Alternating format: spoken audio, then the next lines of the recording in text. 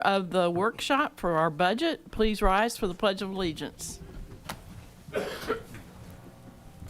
pledge allegiance to the flag of the United States of America and to the republic for which it stands, one nation, under God, indivisible, with liberty and justice for all.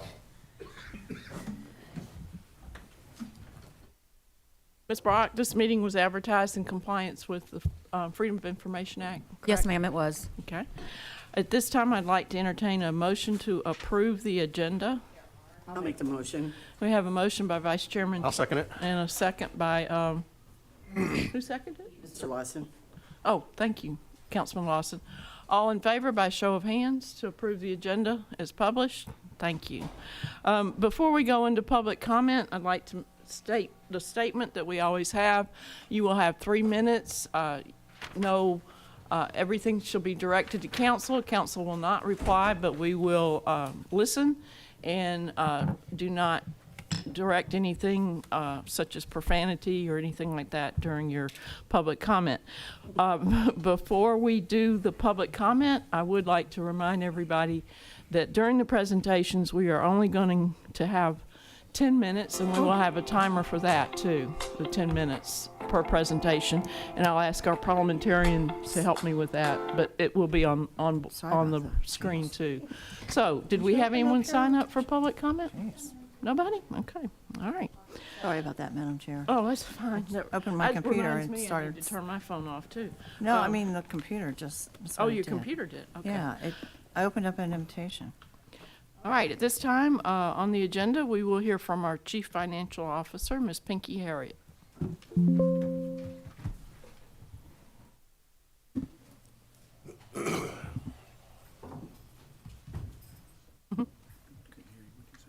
morning. 10 minutes. Good morning. We just wanted to provide a quick update on the status of the fiscal year 2027 budget. Currently, we are just wrapping up entering personnel numbers in our budget and received our real property and personal property assessments this week. So we are working on mill value calculations, which we do not have currently.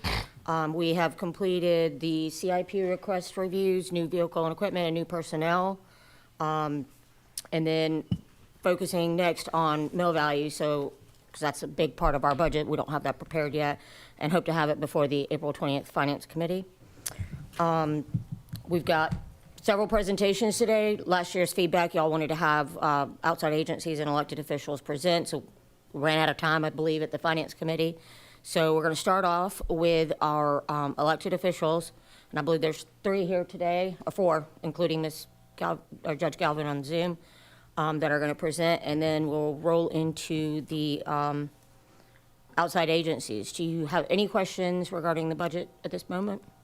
Anyone have any questions? Yes, ma'am, go ahead. Could you just remind council what we've already agreed to that will impact the budget? Yes, if you recall, back in October, we had that budget retreat, and you had tasked administration with implementing the step and merit pay plan, the retiree gap insurance, let me going down my list here. COLA, exactly. And all of those things are the things that we are building into the budget. Also making the adjustments to the self-insurance fund to accommodate some of those. And then we are looking at some of the other initiatives that we were carrying forward from 25 and 26. So those things obviously cost some funds, and we're trying to remain mill neutral, and once we get mill values, we'll be able to see what the impact of those expenses will be. Any other questions for Ms. Harriet? Yes, sir. The step and guide, has that been Yes. completed? Step implemented was January 1, as we discussed at the retreat, and then merit will be effective July 1. Did we also make a decision about the COLA? Yes. As to whether or not we need that with the step and guide process we're going to have? Currently, administration has requested that we do a 2% for the merit, assumption of 2% with a 1% COLA, because remember, we changed from doing it at a hard date. Instead, you guys wanted us to work on getting it done via anniversary date. So that way, if the 1% COLA gets into play, the person that doesn't have an evaluation due until May of next year, not waiting a whole year to get an increase. And also CPI currently is at 2.56 growth. So we wanted to be somewhat close to that. And we're kind of in line with all the municipalities and the school district as well. Some municipalities are a little bit higher than we are, but 3% is the happy median across Beaufort County. Thank you. Yes, sir. At one point, we did implement the detention center, those pay band changes as well. So those have Correct. been implemented as of now. I left one out. That is the detention center pay scale band, right? So we made those adjustments that you guys had requested a couple months ago as well. Okay. Any other questions for Ms. Harriet before we get into the elected officials' budget requests? Okay. All right. First is our solicitor, Duffy Stone. Welcome. Thank you. Madam Chair, members of the committee, thank you for having me today. I had a group of people from Sun City that came through my office yesterday, and we spent about 2 hours going through everything that we do. And one of the members of this particular club, when they left, they said, "Wait, I had no idea of everything that you guys do." I think that's probably consistent with some of you who have not gone through our office. Some of you have been through our office. But I want to give you just sort of a brief overview of that and then explain the budget request, which is kind of part of all of that. We have three things that I want to highlight. There's a number of things going on, but I want to highlight three things. One is our career criminal program. We started career criminal prosecution with the idea of focusing on those small percentage of criminals that we deal with that commit the majority of the crime. This is something that we have done since 2010. We put our most experienced prosecutors and investigators and analysts on these people to make sure that they are, that we are getting the best sentence we can for them, and also that we get high conviction rates. As of today, and we keep this statistic daily, that team, that career criminal prosecution unit, has been responsible for 544 career criminals being incarcerated. They have resulted in 70 life sentences, and their conviction rate is 91.7%. In Beaufort County alone, now that's for 5 counties, in Beaufort County alone, that's 243 career criminals, 24 life sentences, and a conviction rate of 91.7%. I don't know of any prosecutor's office anywhere that has a team that has been that effective. And again, we've had a number of people that we've added to the team, and some have left. But that group of prosecutors, investigators, victim advocates have done just an outstanding job, and I wanted to bring that to your attention. The second thing that we have that might not be standard for most prosecutors' offices is our Victim Services Center. We deal with victims of every possible crime you can imagine, from armed robbery to domestic violence to sexual assault. It's not enough just to have them as witnesses. We have to provide services for them. We should provide services for them, and we should make that easy on them. Well, when we were able to purchase our office, we dedicated about 3,500 square feet to crime victim services. We have brought in Hopeful Horizons. We do not charge them rent. We brought in Low Country Legal Assistance. We don't charge them anything. And we've asked them, the sole thing that we need them there is to be available for crime victims when they come in. We have that. Also, we have a service for children. And this is something that I didn't, quite frankly, know that we needed or recognize that we needed when I first became solicitor in 2006. If a child is sexually assaulted, they need two things. First, they need a physical exam. They need a physical exam to make sure they're healthy. They also need a physical exam to see if there's any evidence that can be gathered. Second thing they need is a forensic interview. And a forensic interview is something that is taken or performed by somebody who is an expert in the field of getting information from children. We are dealing with children from the ages of 5 to 15, sometimes younger, sometimes older. And in order to get that forensic interview, we have to have experts. Well, Hopeful Horizons has those experts. They have those people that they work with us and do those forensic interviews. But what was happening before we had our center is that a child who was sexually assaulted anywhere in the 14th Circuit was driven to Charleston to the medical university for a physical exam. I don't know about you, I don't like hospitals. And if I'm a child that has been already assaulted, I don't want to go through that trauma again, especially a 2-hour drive to Charleston and back. And then once they came back, they would get on an interview list for a forensic interview, and the average time on that was about 10 days. So you've had a child that's had to repeat this problem, their assault over and over and over again. We have a children's center. We were able to obtain a grant to hire a forensic sexual assault nurse that can do physical exams. For those of you who haven't been in our office, we have an exam room. We have it is right across the street for the forensic interview room. So the forensic interview for the child can take place, and literally the child walks across the hall and all of it's done in one place at one time. When we built this, the question that we had was, how many people are you going to help? Well, since we didn't have the center, we had no idea how many people we were going to help. To date, 2,518 victims have gone through our Victim Services Center. 747 of them, or 30%, are children. Children. We have performed 58 pediatric sexual assault exams, another 689 forensic interviews. That's for something that, quite frankly, we've never asked the county to pay for. That's been something that we've been able to do through grants and other sources. And again, that's something we're not charging Hopeful Horizons or any of that to have rent in there, so that they are available for these crime victims, so that when a crime victim comes to us, they get all of those services in one place at one time. The third thing that I want to highlight is our diversion programs. Just got through having a meeting with the state advisory committee that the Chief Justice has put together. He is trying to put together some protocols for drug courts, for mental health courts, for veterans courts. We have all of that in one package, and it's called our multidisciplinary court. And we have counselors, again, mental health experts. We have drug and alcohol counselors. We have VA services that we've tapped into. We have a database from the Department of Defense to make sure that we're identifying all the veterans that could be very well involved in the criminal justice system.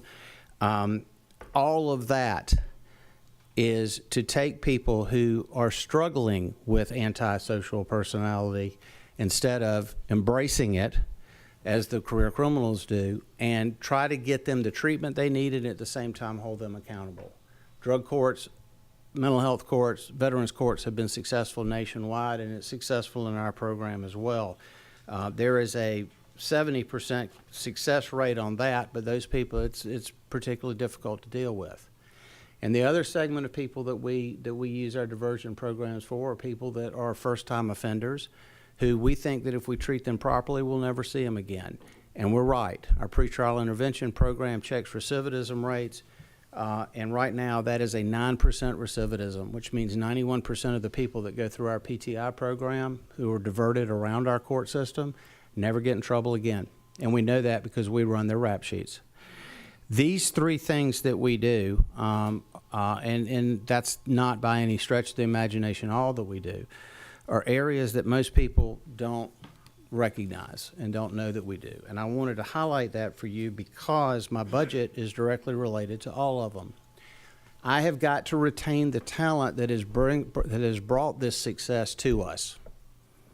I have to have a pay scale that adequately pays and appropriately pays prosecutors to stay in this office. This is a pretty expensive place to live, as we all know.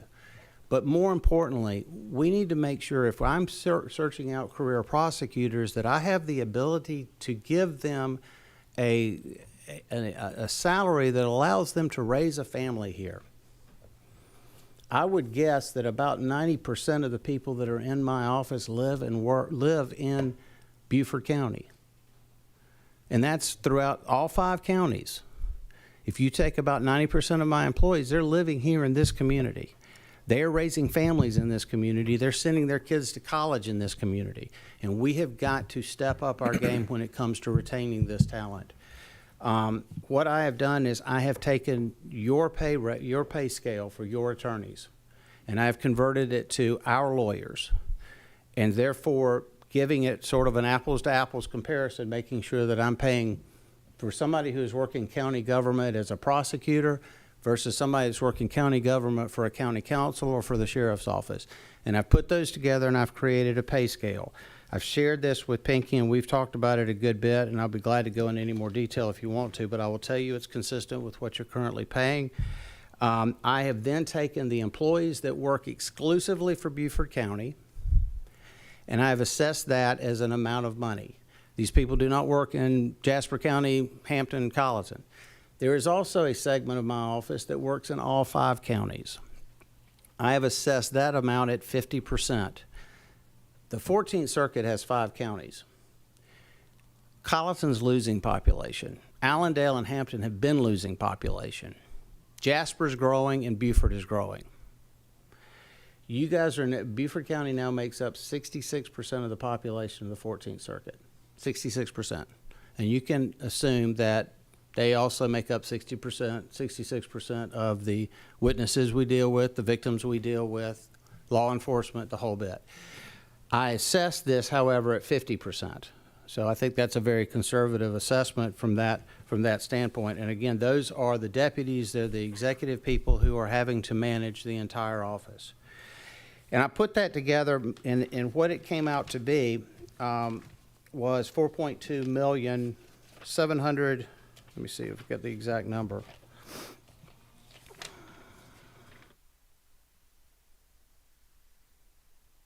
$74792. I have a hard time with the phone number because that's not the number that I memorized. Here's the number I memorized. Okay. See, you just wanted to do that because you wanted to see that I didn't have the number. I talked to you last year about per capita distribution. That is the amount of money that county councils provide their solicitors' offices in the state of South Carolina. The average last year for per capita distribution was $14.10. We are currently right under that because our population's gone up again. Jasper County is funding us at $18.97 per capita. At a $4.2 million budget, which is what we calculated using what the actual expenses for personnel in our budget using your personnel expenses, that comes out to be $20.83, 89 cents, excuse me.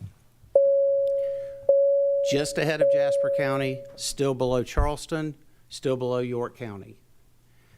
I think it's time for me to stop talking, but it's also time for us to catch up. And so I would respectfully request the budget that we presented. I've already gone over everything with Pinky, and I'll be glad to answer any questions you have. Okay, let's open it up for questions. Anyone? Yes, sir. Councilman Glover. Senator. Solicitor. Solicitor.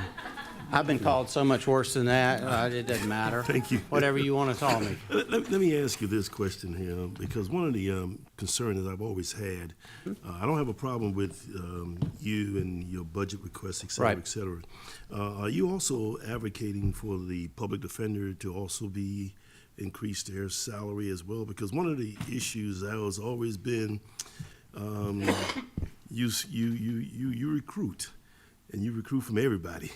So if you're paying more to your attorneys, then it may put a lot of pressure on the other agency, the public defenders in particular. So I'm just asking, are you advocating for that for them as well? No, sir. And let me give you about 3 reasons why. Number one is I've lost about 3 lawyers to Stephanie. I don't remember Stephanie losing any to me, so I'm not concerned about that part. She said the opposite. But go ahead. Well, she's wrong, and I can name the lawyers.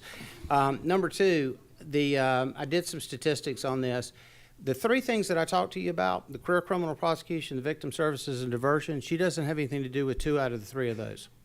She doesn't provide victim services, and she doesn't do diversion programs. We have to run those programs, and we have to pay for those programs. Number 3, right now, the analysis from last year is she represented the public defenders, the full-time public defenders represented 57% of the people that we prosecuted. They don't represent everybody that we prosecute. Otherwise, people like Scott Lee, Sam Bauer, Jim Brown, et cetera, would be unemployed and poor, and they're not. So we have to not only prosecute cases against the public defender's office, we also have to prosecute them against the private bar as well. And there's a lot of private bar, not just in Beaufort County. We've got cases with Jack Swirling coming out of Columbia. We've got lawyers coming out of Charleston. So we have to prosecute all of those. And the final reason behind that is this. I don't know what Stephanie needs for her budget. And I don't want to either tie my budget to her budget or, for that matter, advocate for it. If she needs it, she needs to explain why, and that's fine. She doesn't know what I need either. And so you wouldn't necessarily tie the two together, and probably for a public reason is this. You're going to talk through your budget conversations about home ownership. You're going to talk about business development. You're going to talk about education and all the things that everybody wants. But keep this in mind when you do that. If you're not safe from somebody sticking a gun in your face and stealing your profits, how good is your business going to be? If you're not safe in your home from somebody breaking in and assaulting you, how much worth is that house? And heaven forbid a gunman at a school or the guy selling dope out of the locker next door. People want certain things, but the people of Beaufort County expect public safety. And there are two components of that. It's the sheriff's office and the solicitor's office. That's what they expect. And that's got to be a priority. Okay, any other questions, comments? Yes. So I know last year we boosted it up. We focused on public safety between Yes. the sheriff's office and the solicitor, and then we made changes to EMT. So our focus was public safety. So you're requesting $20.89 per capita, and that would put us just above Jasper and not in the realm of the others. So I understand that. That's about, yeah, I understand what that is. So I'm going to take the solicitor and the public defender out because you said the solicitor represents 57% of the people you actually prosecute. Well, the public defenders did on the last. Now, that doesn't include our contract lawyers, which I have no way of being able to tell. The contract lawyers are private lawyers who are either getting paid individually for a case or by hour. In either of those scenarios, though, you don't have to pay fringe. And our fringe costs are about 35%, which I think that's consistent across the board for everyone. So I do appreciate all the information in here, and I'm sad that we had to do a big catch-up last year because in the previous years we didn't, and we're obviously still in catch-up mode a bit. So I'm just going to ask you to think about, we're in a predicament of trying to remain millage neutral. Right. And I know the sheriff's coming up next, and I'm sure they're gonna ask for a bit of an increase too. Maybe, maybe not, maybe I'm wrong. But I'm just saying, we'll have to consider all of it. Well, and thank you. Last year, you asked that question specifically. You said, are we where we need to be? And my response was, no, ma'am, No, we're we're not. But I'm working with Pinky, and we will continue to work, and that's a result of what we are today. Second thing I would offer is if you need me to sit down with Pinky and help you figure out where to get the money from other agencies, I'll be glad to do that. Oh, I'm sure you will, okay. Thanks for coming We in. appreciate your time Madam Chairman. today, Appreciate it. coming and presenting. Okay, next on our list is the sheriff's office. So Mr. Stone will tell us how to take it from the sheriff's office. Okay. I forgot who he is. It's Mr. Hatfield, right?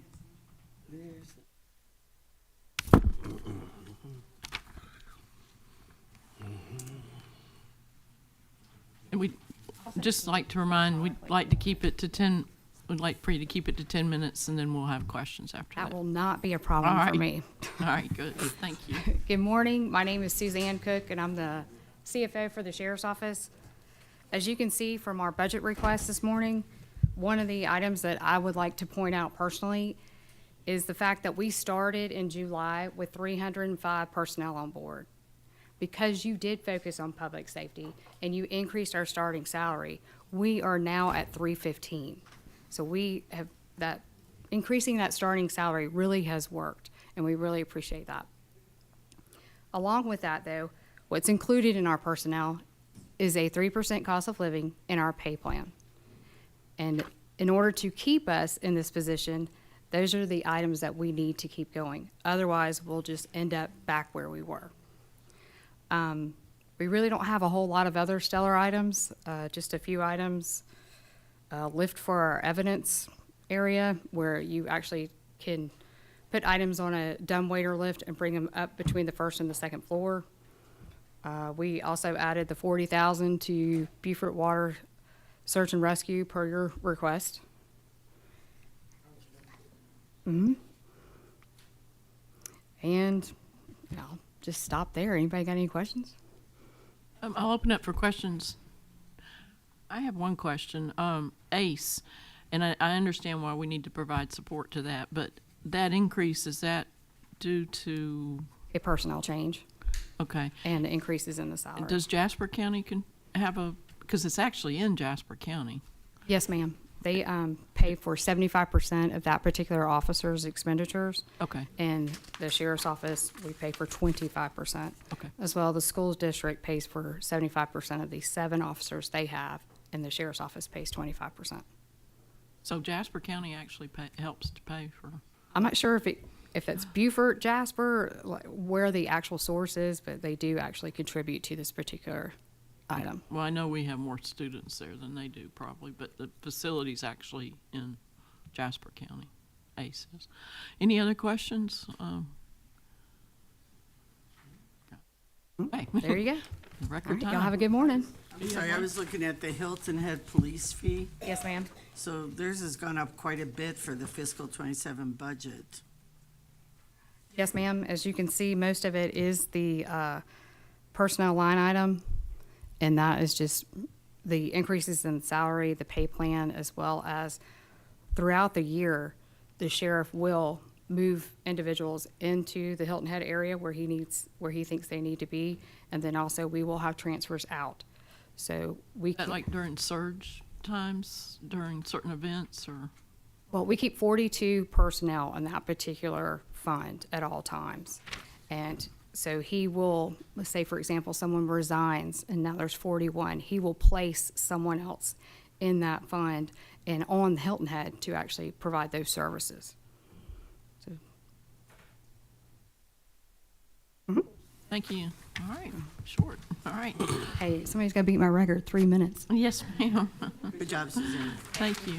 Okay, we have other elected officials, and our auditor, David Gadd's here, if he's like to come forward.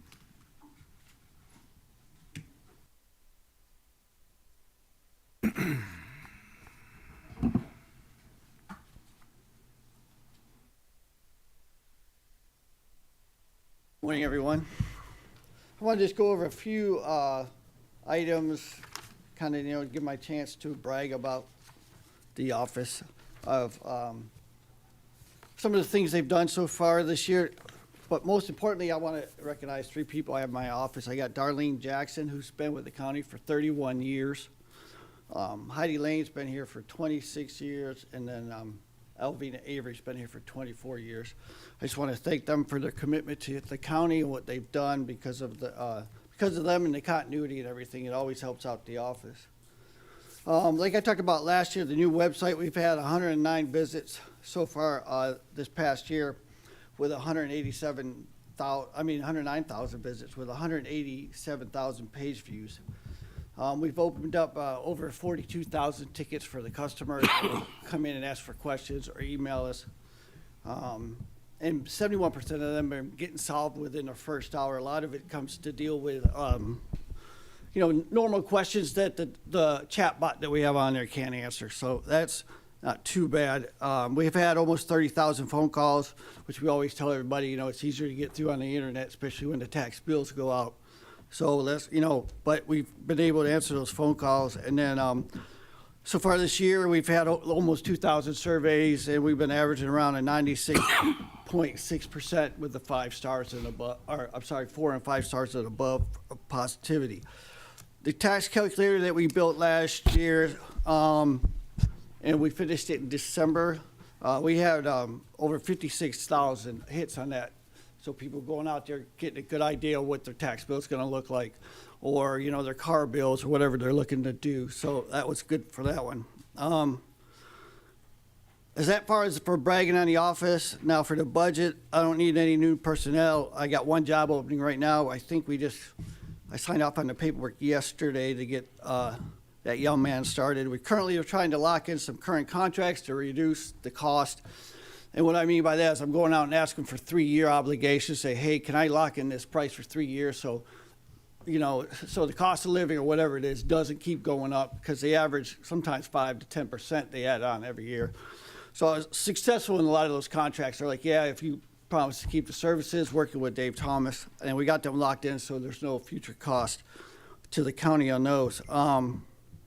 And we're going to continue our mindset, like always, is to keep reducing the money and our obligation to the taxpayers, but at the same time try to increase the services that we are offering them. As you know, last year I gave back $50,000 to the taxpayers. Unfortunately, this year I wish I could give more money back, but this year I have to add in almost $13,000 to my budget, because sometime last year after you guys signed the budget off, I was assigned an obligation that wasn't there when you signed the budget. I was giving added printing into my contract, or added to me, which was never there before. So unfortunately, that has affected the day-to-day operations of the office, because now I had to move money around from other line items in order to pay this bill that wasn't there, or you guys didn't assign to me to pay. So unfortunately, that has caused a big problem. And the biggest problem I have with it, one, I was never told it was there, and two, the money automatically started taken out of my account, the elected officials' account, without nobody notifying me. So, I mean, that's a big issue right there, because just as it states in your budget ordinance, elected officials are responsible for their own budgets. So I think we need to do something to deal with that when somebody starts taking money out of your budget and not even telling you, or assigning a function to you after the budget's already been signed in by county council. So like I said, that function did cause me to transfer money from one line item to another, which I don't care to do. I like to keep it straight. You know, I know that's what you guys have been working towards for a long time, that we're not transferring money around. But unfortunately, that happened. So like I said, the only increase I'm asking for is to cover the cost of that assignment that was given to me, that I didn't even know about, and run that for a year. And if I can find out where it's going to stay, because like you said, we never had that cost before, where is it going to stay or how much it's going to cost us, then hopefully next year I can bring the money back down. And that's all I have. Okay, let's open it up for questions for Mr. Cadd. Yes. So I do appreciate, I mean, you're at a 2.51% increase, and I appreciate the explanation of the printing. So that will be covered in your new budget. Right, that's the covered estimated cost, because like you said, we never paid for it before. Right. So that's the estimated cost. So yeah, so hopefully next year when we have a full year of paying for it, that we can understand exactly how much it's going to cost, and we can reduce that back down. Well, I appreciate that explanation, so thank you. Yes. Yes, sir. Councilman. Who was paying for this cost before? So what? Well, see, that's the issue. It was coming out of, that money was given out to IT. So when they transferred that over to us for us to pay it, that money never came with it. Just the requirement to pay it, but so I guess IT's got extra money now. But yeah, we were never given any money to pay for it after the budget, but yeah, that's what surprised me too. If you want to give it to me, just give me the money too and I'll pay for it. But it didn't come, unfortunately. Other questions? No? Okay. Oh, 4 minutes. I almost beat her. I thought I would, but that's fine. Thank you. Thank you. We appreciate it. All right. Do we have Judge Calvin online? Yes. Oh, hey, there she Can you hear is. me? Okay. All right. Good morning, everyone. I just want to thank all of you so much for all you do for us in Beaufort County and for the probate court. We are beyond grateful, and we're better able to serve our citizens because of what you've done for us. I want to commend you, first of all, for looking at a merit-based pay system. Consistently, our employees have found it challenging when we have a COLA and we have employees that are perhaps facing behavioral issues who receive the same amount of money as those who don't have those behavioral related issues. And so this is really a great step forward, and I'm so excited about that. With regard to our budget specifically, we have tried to keep it in line with prior years and even go down in some categories as needed. And then also with respect to new positions, we respectfully requested 2 positions, and the county came back and said that they would authorize one and then mid-year evaluate for a second. Because, and we appreciate that and respect that, and that is fine. We're trying to get up to speed with the population growth, and we're trying to make that Hilton Head office fully functional where we can have people in place. And we've already started a system of rotating clerks, which is very nice. And as I said previously, we're just grateful for you. I may be able to beat the 3 minutes. We'll see. Any questions? That's all I have. All right, thank you. Any questions? No? What do you see? I have a question on Hilton Head. Is that due to the aging population, you think, or is it just increase in population, or both? I think it's workload? both. For the estate side, absolutely, it's an increase in aging population. And we've seen that demand year over year, and it's just increasing. And the Hilton Head residents really appreciate the ability to go to that office to deal with estate-related issues. So we're excited to accept files and then eventually start meeting with the public once we have those clerks trained. The biggest challenge that we face is that probate courts don't have an electronic case management system. Right now, the state's looking into that. So we have our physical files. So our clerks have to go to our main office where the physical files are located at least a certain number of weeks to manage their files. However, they can meet with the public, we can accept filings, and we can do things like that, which we are delighted to be able to do. And we're doing that and working to do that in Bluffton as well, although that's a very small office. So we have space for 2 people. And we do marriage licenses at 5 days a week at both offices. Now, mental health commitments is not age dependent, and we've seen a dramatic increase in individuals in our community who are facing mental illness or chemical dependency related challenges. And as a result of that, and I think it is due to population increase, we're seeing increased demand for hearings, services, and things like that, because we do commit those individuals and help the families through those processes. So good question. We appreciate your comments about the merit system. It's been a goal of this council for a while. So, all right. Well, thank you for being here today. Thank you so much. Virtually. All right. Thank you, Heather. Thank you. Heather. All right. I see the Master in Equity, Jim Wegman. Do you want to say a few words? It really wasn't a presentation, ma'am. Come on up so we can catch you on the camera. I don't know that I want to be on camera. I know, But it was more just, I'm here if anybody has any questions, and a general thank you, just kind of like Judge Galvin did. I am fully staffed now. I appreciate the work of the county and you all in doing the security changes to my office spaces. We were the only court in the courthouse that the public had direct access to our offices and our court. And that has now been taken care of. The office spaces look great and the courtroom looks great. So I just want to thank you all for that. I don't think I've asked for too much more, a little bit maybe in technology, just to update the courtroom, since I have so many requests by lawyers to deal with being able to plug in, put stuff up on a screen and that. So really the increase that I have in there just deals with trying to upgrade. And I've been working with the television services and that to figure out what could be done in those spaces. So that's really other than some small things for subscriptions and other things. So I think I'm under the 3 minutes. Yes, sir. Any questions? Yes, I sir. do have a question. Does, and I probably should have asked Judge Galvin too, but does court administration help pay any of those electronic upgrades for technology? No, remember the master falls into the weird spot of, yes, I'm a state court and handle things in circuit court, et cetera. But no, because of the statute, the master's office is funded by the county and that. So I think to answer your question is no.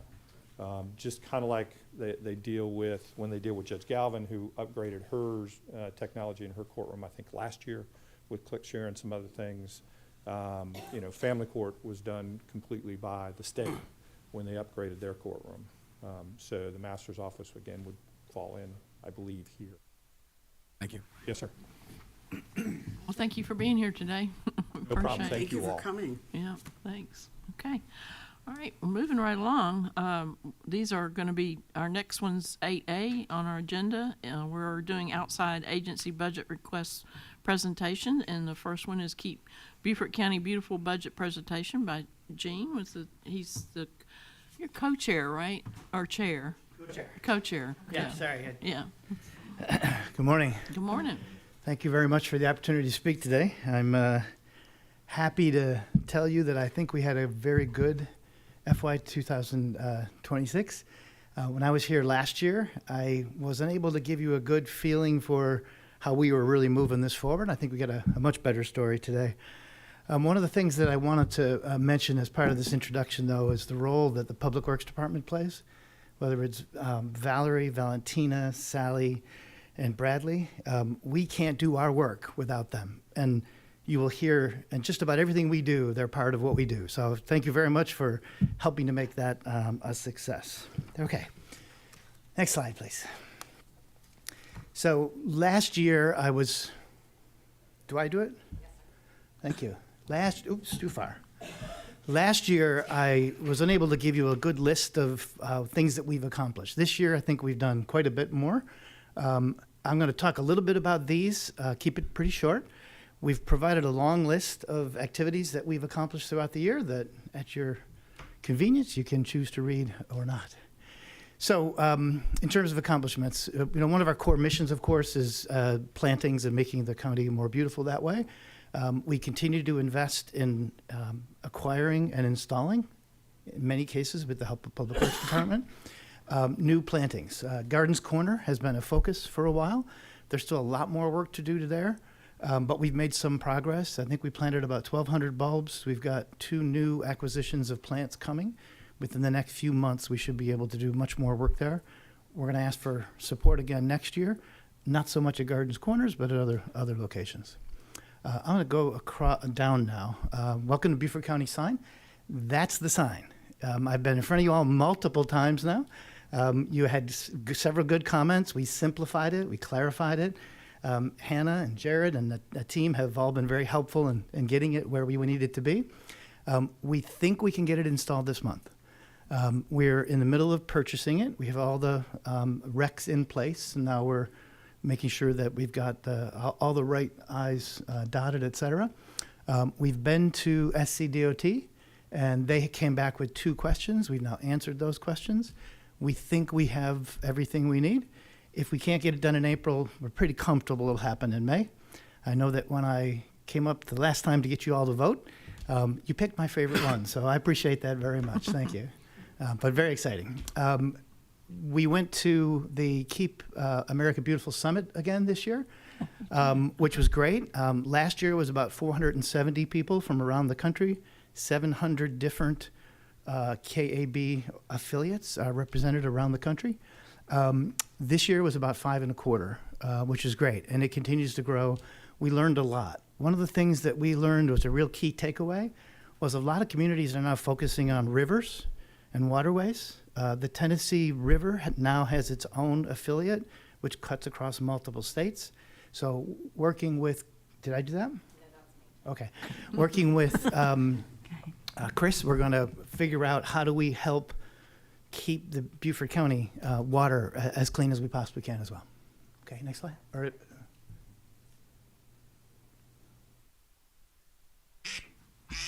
Sorry. Duck in the That water. wasn't me.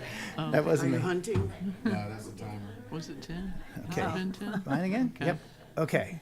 Okay, let's go So back to underneath that, great progress on the new plastic reduction ordinance. I was not able to make the meeting on Monday, but I understand that it went forward. It'll go to a full vote next month sometime. We've spent a lot of time and energy supporting this with authoring and communicating, helping to run the survey. And now the groups that have been working on this have asked Keep Beaufort County Beautiful to run the communication and implementation should it pass. And so there's a lot of work to do with that, and you will see some budget requests to help support that activity going into next year. We've also acquired quite a few outreach materials. We had very, very few last year, and we feel like if we're going to tell the Keep Beaufort County Beautiful story, we need to be able to communicate that at various events that we've been at. The upper right-hand one, the one that says "Keep Beaufort County Beautiful," which looks like a sign, that's a sign that will go in locations where we do plantings. And so that is semi-permanent. We expect it to be there for quite some time. Okay. Oops. Oh, good. Nope. Okay. I want to soften that word partnerships to relationships a little bit. I think we've done a lot of work this past year reaching out and communicating with other groups and engaging. You all have heard me tell the story of USCB and the design of the slide of the sign. You heard us talk about the outside foundation work as well as the rotary work in terms of the quench buggy, which is the water capability. We've been to a couple of different Beaufort County Economic Development Corporation presentations as well as conferences where Keep Beaufort County Beautiful is present there. Beaufort County School District, you're going to see a little bit more information about that later. Several good meetings, public works support again with those, helping them figure out how do they increase their recycling capabilities.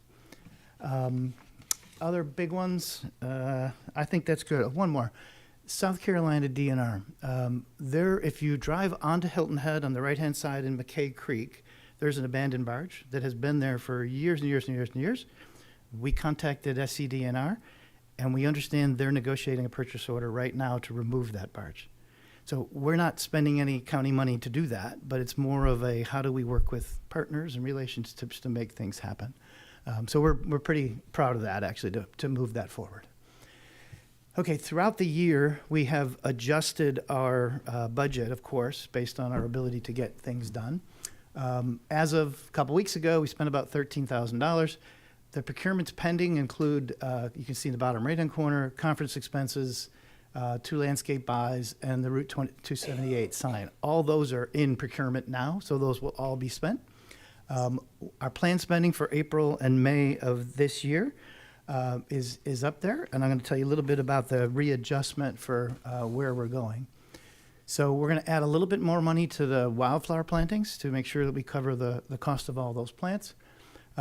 We believe, because we were unable to do the second major sign project, we had 2 projects in mind, 278, and then build a sign based on a rice trunk. And the rice trunk was denied by SCDOT because they don't want a big physical thing next to the road. So what we've done is reallocated those funds, and you can see how we reallocated much of those. We do have a different idea for next year that will cover it in the request for next year. And then you can see how we've reallocated funds across the other activities that we plan to finish for the rest of the year. The mission focus is fundamentally the same. We added, of course, installing new signage. We also have been driving the plastic initiative down to single-use plastic. We worked with Hannah and the media team. We want KBCB to have more media capabilities. Right now, there's no website, there's no chat, there's nothing, no way to communicate directly except through multiple layers to be able to communicate to the citizens. And we want to be able to do that. Particularly will be helpful in the single-use plastic reduction communication program. So what do we want to do next year? We want to continue to fund maintenance plantings. We think that we've had good impact, particularly before the end of this year. We will have had good impact with the Gardens Corners. We want to pick on a couple of other new projects to be able to move that forward as well. We do want to install 4 new signs. Several folks have asked, could we do more of the signs?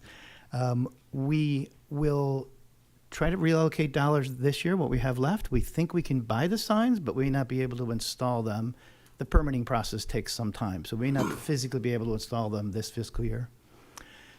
We had a couple of great meetings with the Beaufort County Public Schools. They are one of the biggest employers, you know better than I do. They also have 41 different cafeterias that they run. They really don't do recycling very well. They miss it on 2 fronts. They miss it on the education in terms of how do you get it into the classrooms, and are you really driving those programs? And there's a lot of state materials that you can use to do that. But then they also miss it on the facilities maintenance side. We would love to help them really supercharge their recycling capabilities. The restaurants are great opportunities for a way to recycle glass and metal and plastics, et cetera. So that's a really big opportunity for us. We'd like to move the rice trunk sign to a memorial.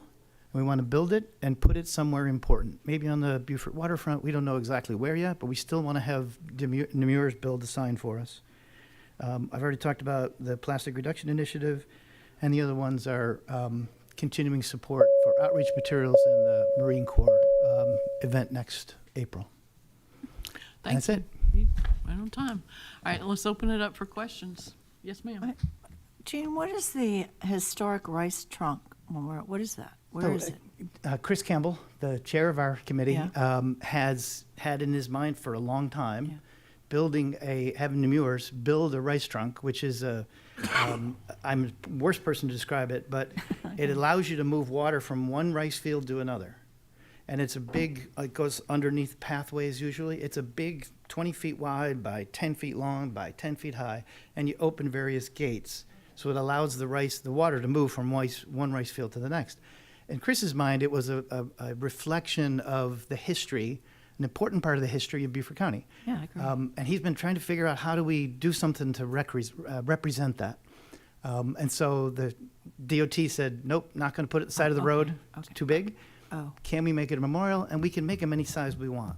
Demures makes these for people who want them, not as a functioning piece of tool anymore, but more as a representation of history. And then we'd work with the Historical Society to make sure we had a nice plaque and everything we needed for that. And where's it going to go? We don't know yet. Oh, okay. All right. Conceptually, maybe on the waterfront in Beaufort. I'm not sure. I know they're going through a major rethinking of the waterfront, or here on this property somewhere. Somewhere that a lot of people go by it. If you put it in a corner somewhere, it's not really going to help. Like you put it some part of the county that people don't see it. So we really want it to be where people can see it and see part of the history. So we don't know where that's going. We don't know That's yet. really interesting. Yeah, we don't know I yet. learned something today. Yeah. Thank you so much. Okay. Councilman Dawson. You're advocating for 2 new signs. Where were you placed? Sure. The main entrance points for the county, sorry, I had to write them down because Route 17, as you come in from Charleston, is one. Route 46, I think it's also 17, as you come in from Savannah, is another. Oh, okay. Okay? Yeah, And in the previous presentation, I showed you the state of the old signs, and they're very old, very, very beat up, very weather beaten. And so the main entrance points into the county is really where we're going to put them, is the idea. We'd like to be able to buy some of them this year if we can make it happen with the remaining funds that we have. We think we can buy 2 more, and then we would only need to buy 2 more for next year. One more thought on that. We've talked to the airports, and I was going to try to brief them this morning, but we had schedules conflicting. We'd love to see that sign in each of the Beaufort County airports. So as you come off the airplanes, you come into the reception area. Right now, there's nothing that says, "Welcome to Beaufort County." So we think that sign would be a great representation to put in each of the airports. That deal's not struck yet, so we're just proposing that idea so far. Yes, ma'am. Mm-hmm. So you're asking for a 360% increase. Yes. I'm just being realistic here. We're Correct. trying to be mill neutral, so in my opinion, this isn't gonna fly. So my question is, like, we have the plastic bag reduction initiative that's moving forward, and we have the composting moving forward. So why are you asking for money when those are departments in the county that we're already funding? Why would we double dip per se? It's a question of, can we help have an impact? Let's talk about the schools for a minute. I think we can bring new thinking and new energy to that, building the relationship between the Public Works Department and the schools. I know that's not our job per se, but we're able to have conversations, and we're able to come to the table with some new ideas and some new energy. For the schools, we'd like to see a way to get the kids involved better than they are today, and the county has the people that can do the training, et cetera, we'd like to provide some funding to be able to run a contest, to provide materials, just to support the academic side. On the facilities management side, right now, based on my understanding, there's only 4 schools that are doing recycling at the facilities level. Just not being done. So can we, through Keep Beaufort County Beautiful, or you could use county funds a different way, help them design a pilot which brings new recycling capabilities to 5 schools next year. That's the kind of thing that we'd like to help be part The of. fact is, it's all county money. So is. I'm just looking to not to have duplication of service.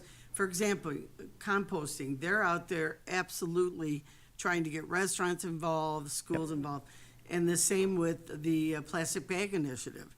So I'm just looking not to duplicate service, which to me, you're asking $50,000 for public schools recycling initiatives, and I'm just not understanding why it's not a duplication. It could be. And I'm from a school district. I was curriculum, and I would say, I understand teachers don't want to touch it. I get it. They have a curriculum. I totally understand. But the central office is supportive of recycling. So I'm just looking not to duplicate service Sure. from what the county offers. Sure. I would like to make one comment. Staffing at the county level, there's one person that does the recycling, and I think, to your point, it would be a supplement, not a duplication. Right. With the school district, for many, many years, going back before I was elected, when I was a volunteer on your board, it was very hard to crack that nut, and the staff at the county tried for many years to do it. But y'all have successfully, both with the county staff person who runs the recycle program, and y'all have managed to, and with the administration with the school district, you've wedged your way in. But I think it would be, maybe the dollar amount may be too much, but I think it would supplement. Kids love contests, of all kinds. Kids want to recycle. It's just that the teachers don't have time, to Ms. Tabernak's point, to do it. So it takes other volunteers to get things kick-started in the school system. But when you do contests, for example, why aren't the waste management, coastal, whatever, why aren't they supporting for contests? They benefit from this directly. Yes, they could, and there are 2 contracts in the county for waste removal. Yeah, and right. both of the contracts have the capability to buy recycling containers, the big dumpsters. Correct. They have the capability to do it. Only 4 out of 41 facilities are doing that today. So yes, that's a good idea. We could go to the 2 contractors and say, we want to help you start a program, or we want you to help us. We want you to run we can do all those things. Absolutely. We can do it without spending a lot of money. I was thinking of contests for kids. Yeah. So for example, went to Converge that Mr. O'Toole ran. And I think Coastal was there, and they give out little garbage trucks and Right. all these other little tchotchkes. I'm sure they have an abundance of them, and so I know Waste Management does too, that, kids love all that stuff. And so that could be part of the contest. Absolutely, it could. Part of the issue is if the kids recycle in the classroom, the facilities managers have no place to put that recycled material. They're not recycling paper Correct. for the school. That means a student or a teacher has to take whatever the kids collected and take it to the convenience center themselves. So the machine isn't in place for a successful virtuous cycle I guess I was here. thinking of, we were gonna help students understand the value of recycling and composting and take that value home. We would love to do that, Yeah. but the best way to do that is not just let's teach them more about it, let's have them do it. So let's provide maybe a small container at these schools, a small dumpster at the school, recycling dumpster at the schools that will recycle paper or metal cans or whatever whatever is needed. The facility to do the recycling at the school doesn't exist. They just don't do it. They do some cardboard recycling. the cafeterias would be wonderful places to focus energy. And I know the Public Works folks doing the composting are trying to do that. Very important, and that's great. That's a very nascent project, right? That's just beginning. The schools today cannot recycle cans and glass. There is no way to do that. All they could do is cardboard, and they don't do that very much. So I'm not here to say that schools aren't doing a great job. I'm saying there's opportunity for improvement.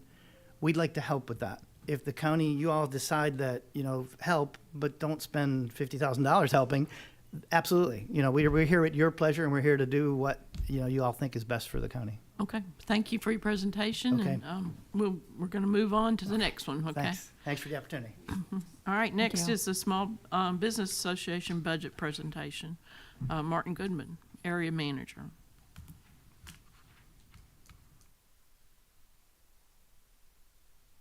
Good morning, Madam Chair and Council.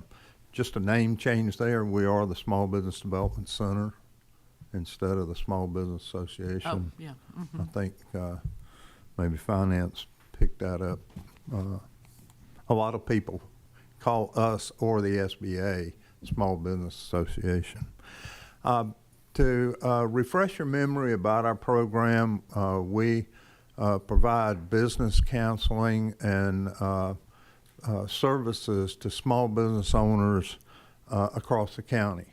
We work with individuals who are entrepreneurs that are thinking about starting a business. We help them with the process of starting, finding funding. Many times these individuals are referred to us by banks and financial institutions to help them prepare the documentation that's necessary for them to be able to get a business loan.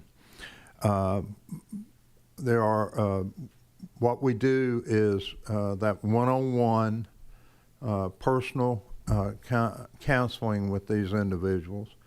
Everything we talk about is confidential, and as you're all aware, in business, confidentiality is a mighty important thing for not only the business owner, but for us. So we do all this in confidence, and we do not charge for our services.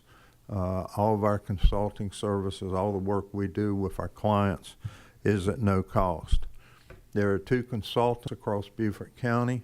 I'm here in Beaufort and located at USCB on Carteret Street, and then we have Pat Cameron, who is our consultant in the Hilton Head area, and she is at the Hilton Head campus of USCB. And between the 2 of us, we share all of Beaufort County. The things that we do and the things that we have expertise on, we do a lot of loan packaging, creating the loan documents that businesses need to prepare in order to be able to obtain business financing. We have been working over the past few years with a lot of clients with acquisitions. There are a lot of businesses that are actively for sale in the county, and there are people who want to buy them. And an advantage to the buyer is that this is something that banks are more interested in financing than just a pure startup. So if we work with somebody that comes in that's wanting to start a business, my first words of encouragement with them is to try to determine, is there a business for sale that you may can purchase and acquire, because your opportunity for financing is going to get better. The other thing is, this year we, as a statewide network, we took on a program where we are going to focus with businesses who are in growth stages. So we want to work with these businesses as they go from one level to the next of growing their business, expanding their business, maybe finding a different or another location to grow their business. And we've worked a lot with those clients. And we're working from them from the next stage all the way through, in some cases, exit planning. Because as an owner gets into matures, their business matures, and they start looking at, how am I going to get out of this business? We help them with planning whether they're going to try to sell their business or whether it's going to be a legacy business and they're going to pass it down to their children. In that case, we're working with them on succession planning. A good example of this is most of you are probably aware with Alpha Graphics here in Beaufort. They are a very active client with me. They were referred to me by a bank in 2019, and we helped them with the loan package that they needed to acquire the loan to buy the old MERS printing. And they have been in business since then. I work with them every week. We exchange information. I help them with strategic planning. And then last year, I nominated one of the owners, Rita Wilson, to be the South Carolina Small Business Person of the Year, female small business, and she won. So she was the state female small business person of the year last year. And they are looking to try to expand into Bluffton, the southern part of the county. So we're doing some strategic planning with them to help them do that. Our funding stream at the state level comes from three sources. We get funding from the federal government through the SBA that's allocated by Congress. The state legislature matches that fund to a degree, and then we also get funds from local government. And I want to thank you for the support that you've given our office over the years, and we really appreciate the county's participation in that. Our program has oversight and regulation by the Small Business Administration, and that's required by Congress. So we are a resource partner of SBA, but they are also our regulatory agency that helps manage the programs. As I stated before, we are located at USCB, and our office space is provided by USCB. They provide office space. They do not provide any funding services or any funding for us at all. Both of the consultants that we have in our program, myself and Pat Cameron, we both have over 25 years in the program, in the community, doing the work. This July, I will have been with the SBDC for 34 years. What this does is it brings experience to our clients that we can help them become better business owners. It creates stability, so clients come back year after year and they're dealing with the same individual. And we have great market knowledge, so we can give that information to our clients so they understand the marketplace they're going to be operating in. Some of our economic impact for 2025, we work on a calendar year, so these are numbers that are reflected for 2025. We had 147 clients. Now, clients are the business or the potential business. So that can be one individual, or it could be, as in the case of Alpha Graphics, two owners. So there's more citizens that we're serving than that 148 people. Of the assistance we provided to our clients last year, 15 new businesses were established. 387 jobs were created or retained. And as a brief explanation of the difference, obviously we know what jobs created are. Those are new jobs.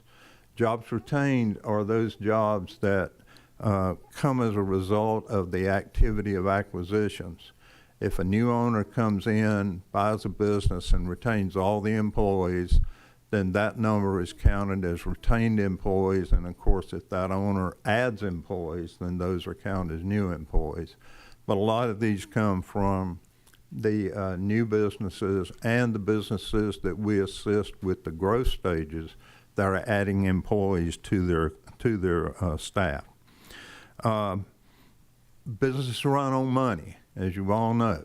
It takes money to make these businesses operate and be successful. And as I stated before, we do a lot with helping clients create loan packages so that they can get funding. Last year, the amount of capital investment, which includes both loans and the equity that these business owners injected in their business, amounted to $5,512,684. So we had a very good year last year with our capital investment.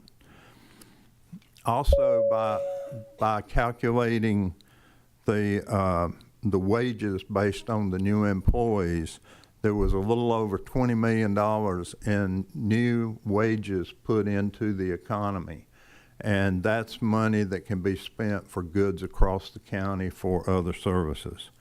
I also participate at the Marine Corps Air Station in a program called Boots to Business.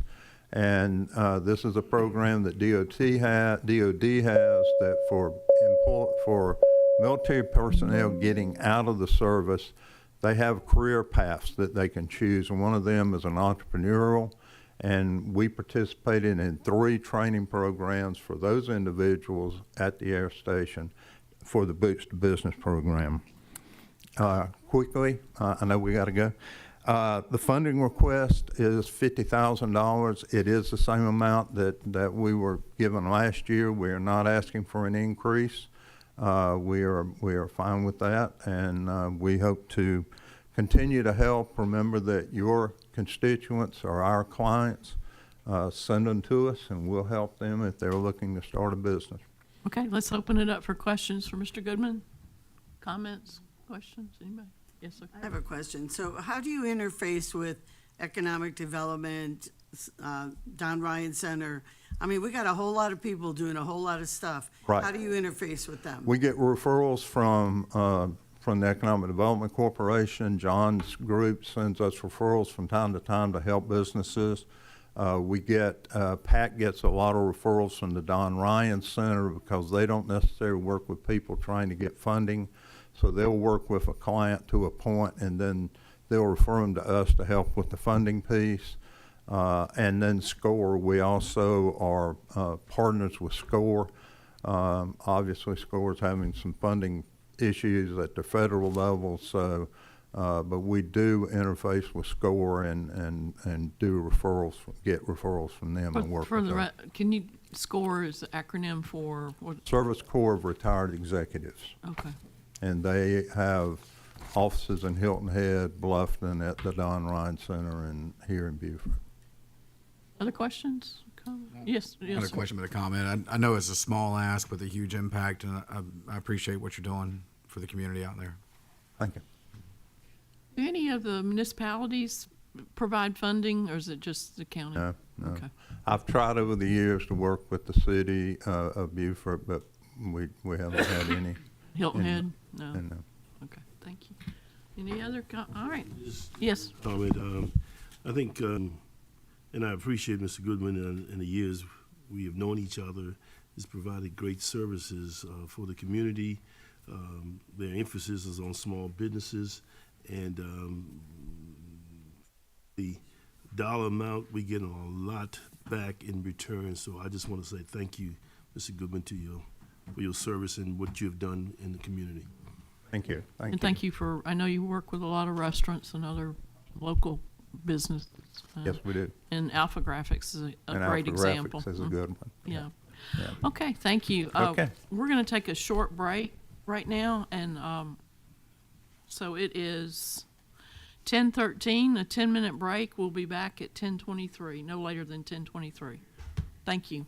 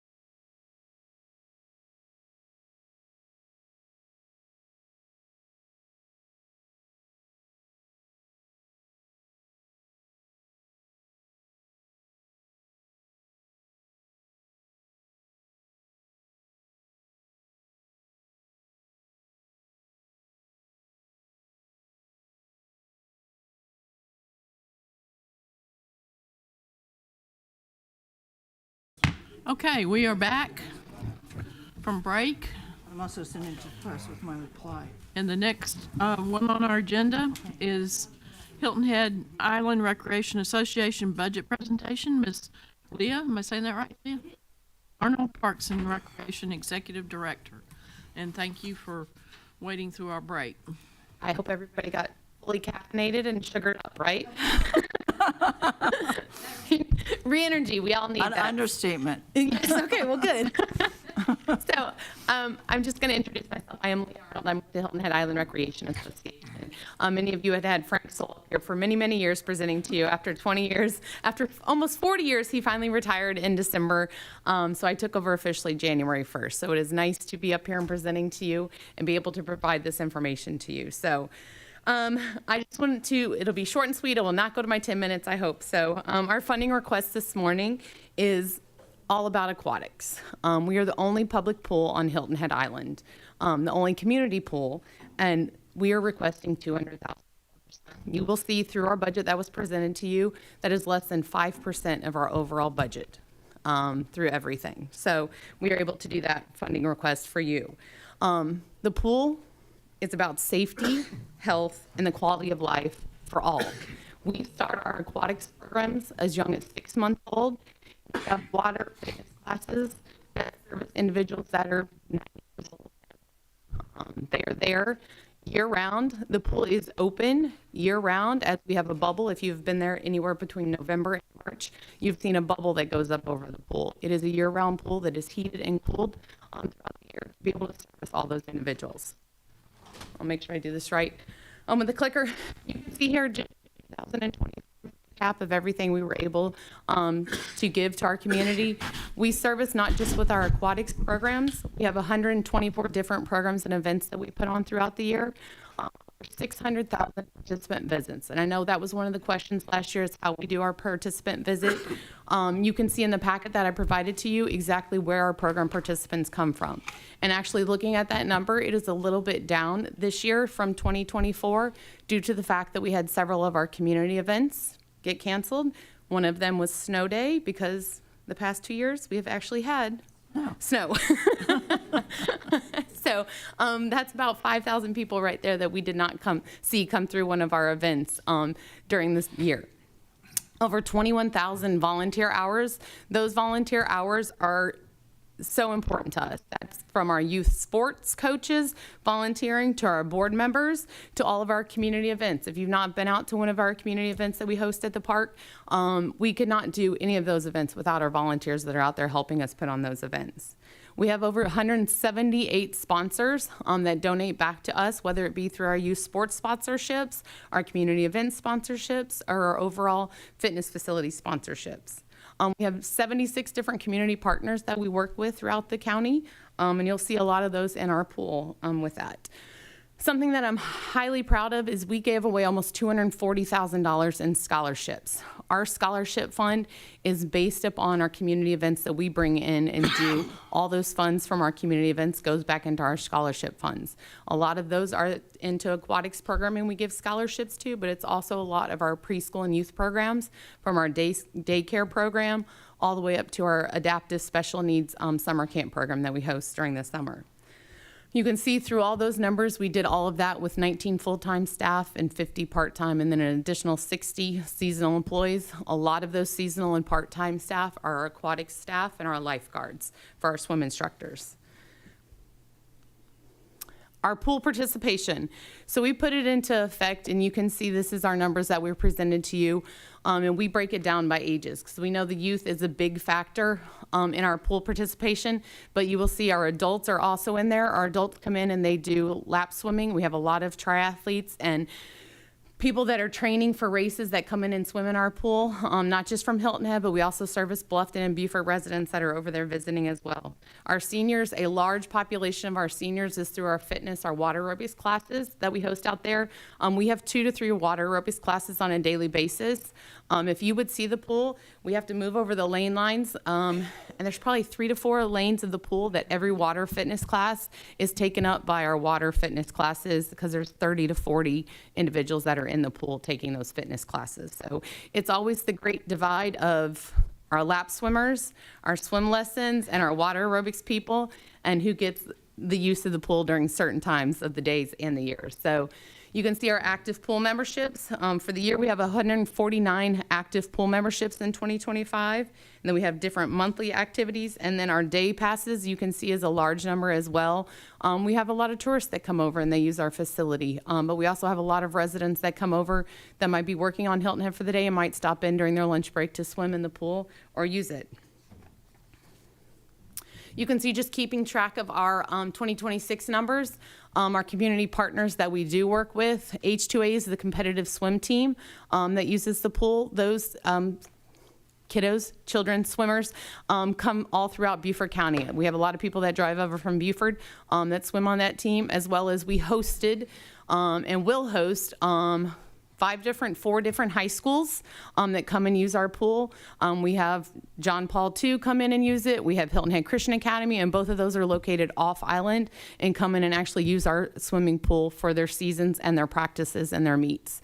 We work closely with the town of Hilton Head Fire and Rescue. They come in and do their dive team training, as well as the Beaufort County Sheriff's Department also uses our pool for a lot of their dive team training as well. Our master swim program is the adult swim program that comes in and uses our pool. And then our lifeguarding, Shore Beach Services, comes in and they do all of their trainings as well as their certifications and their testing for our Shore Beach lifeguards on Hilton Head. Something we're very proud of, and you can see our second grade swim lessons has grown immensely. Hilton Head IB, we just concluded with their swim lessons in the bubble this year. They had 248 students come over and participate in the swim lessons. I think that's the largest class we've ever had come over and do that.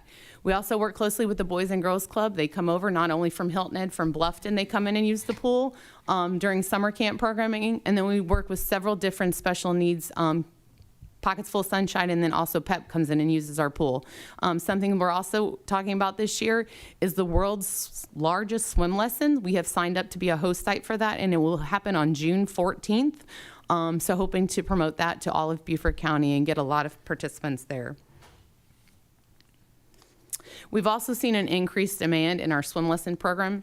Obviously, for health and safety, we're surrounded by water on Hilton Head and in Beaufort County, and we know that safety is the #1 thing. Like I said, we start our swim programming at 6 months old with our water babies classes, and those classes, the parents actually get in the water with the kiddos and are teaching them about just water safety, how to get into the pool, how to turn over and kick, how to breathe while they're in the pool, just for safety of those individuals and kids, so they know how to do that.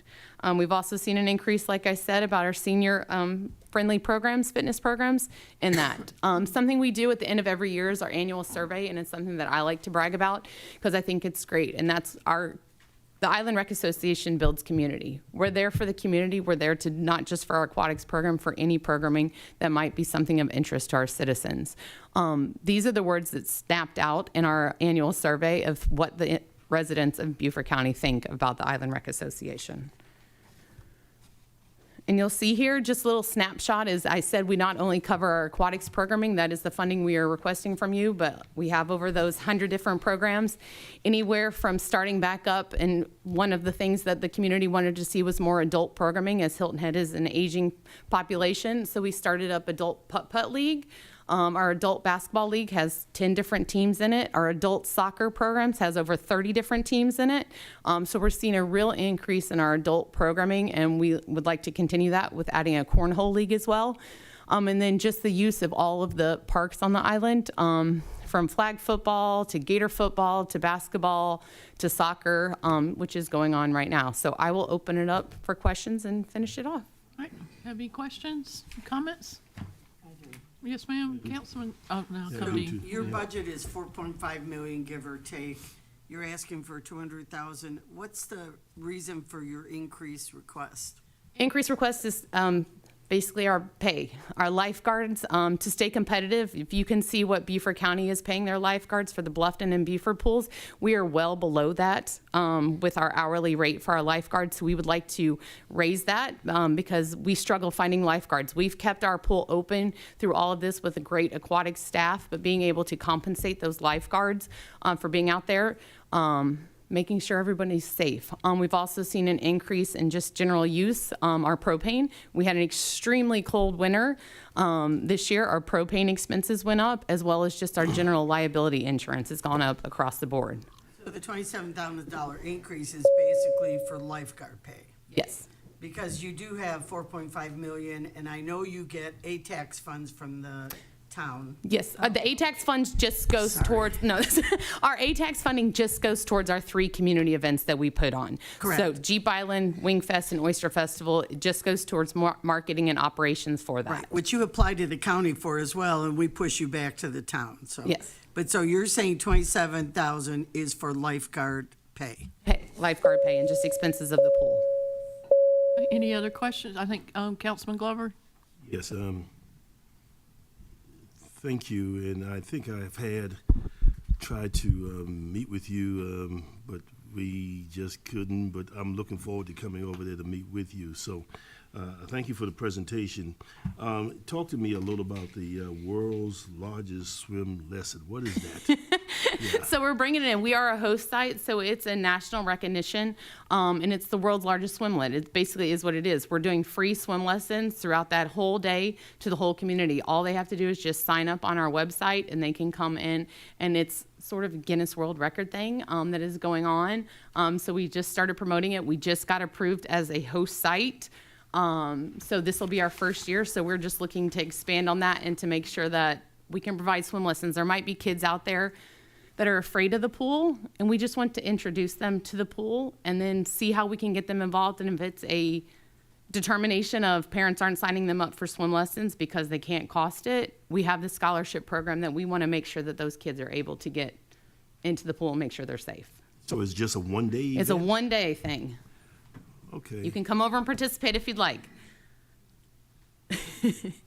I'm thinking about it, so yes, I will try to do that. Okay. Councilman Lawson, you have a question? I don't have a question. I just want to say y'all do a great job. I appreciate all you do. I'm from Bluffton, however, I used to live on Hilton Head, lived in Hilton Head Plantation, other places, and we used the rec center there a lot. I know we don't have any Hilton Head reps, but Paula does have the northern end of Hilton Head Plantation. Just say that they provide everything that Beaufort County provides in all the other areas of the county, and probably even more, and you get a lot less funding than what our other areas get, but you do a great job, and that's why I've always been here to support y'all in what you do and how you do it. And I think that, you know, as county, to continue to support you, because again, you're providing a service that Town of Bluffton, we provide all the sports and athletic stuff in the Town of Bluffton and Beaufort and Port Royal. That's all county run, county owned, and so Hilton Head's the only place that y'all do a bunch to raise money on your own. So again, I just want to point that out and make sure people understand that the service you're providing is the same thing we're providing, except better, and you're asking for a lot less money than what we spend in other areas of the county. Thank you. Any other comments, questions? Yes, sir. One comment.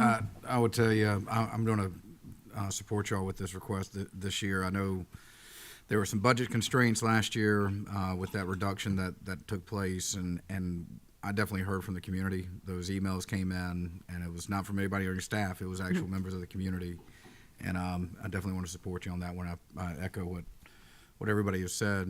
You know, you provide a great service for a pretty low ask in the grand scheme of things. Yes, sir. To reiterate, yes, we provide a great service. Thank you for the explanation of why the increase.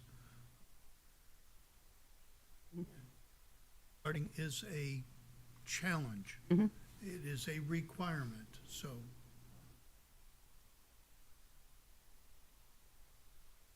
I as well will support it, and kudos to Mark Lawson, because I think he and his family volunteer at the They do. Island Rec Center. Correct? Yeah, so He and his I wanna wife are point- very supportive, so we Yeah. appreciate that. Yeah, and it's great because, I mean, we both are in Bluffton, but, I mean, I have a part of Hilton Head Plantation, and, yeah, I just wholeheartedly support this as well. I know we had some problems last year, but hopefully we won't this year. Thanks. Okay. If there's no further questions, we appreciate you coming Thank you today very and much. presenting. Thank you. All right, next on our agenda is Low Country Regional Transportation Authority by Miss Christine. Welcome back. Yes, Out of I'm Miss retirement, Christine. right? Thank you. Thank you for the opportunity to address the council and talk about transportation, which is what I've done for years in trying to promote public transportation. I know a lot of the council members are also very supportive of public transportation. How do I get the? Okay, thank you. Oh, okay. And while she's doing that, because my time's not running right. We won't count till it gets. I came back to fill in, and we're actually in the process of we did another recruitment, and it didn't really work out. The person wanted way more money than we could afford to pay. So we're doing a recruitment right now and getting it out hopefully tomorrow to bring the management company to have a transit management companies bid on providing a manager, because it is a really specific type of knowledge and experience you need to run a transit system. And it's very complicated, and we're very regulated, and you can't, I'm not going to talk about any of that, but you just want to make sure you have the right person that can cross all the T's and dot all the I's. So I'm going to go ahead with the presentation. You guys have seen this a lot, but for those that haven't, we are the 5-county public transportation provider. And we're not private. We don't make any private money. We exist on grant money and local match right now, and what little we are allowed to bring in ourselves. We have 7 commuter routes, and we go for 5 counties. So we go from Allendale, Hampton, Fairfax, Walterboro. We bring people in from all 5 counties, and some of them families that have been coming in for year after year, decade after decade, to come to work in the areas that have better paying jobs. We also do the demand response, which is like a dial-a-ride, a lot of them, where people call in and ask for a ride to dialysis or a ride to the doctor's office, or maybe they have to get their hair done. And we have different ways for people to call in and get those rides. And we have a very large service area. Here's the where we serve, and you can see from the routes that we have a very large service area. People have asked me before, why do we have MCI buses? And the buses, the big buses you see that look like Greyhound buses, they're MCIs. The reason we have them is a regular transit bus, we would wear it out so fast running on the highways. They're not designed for the highway.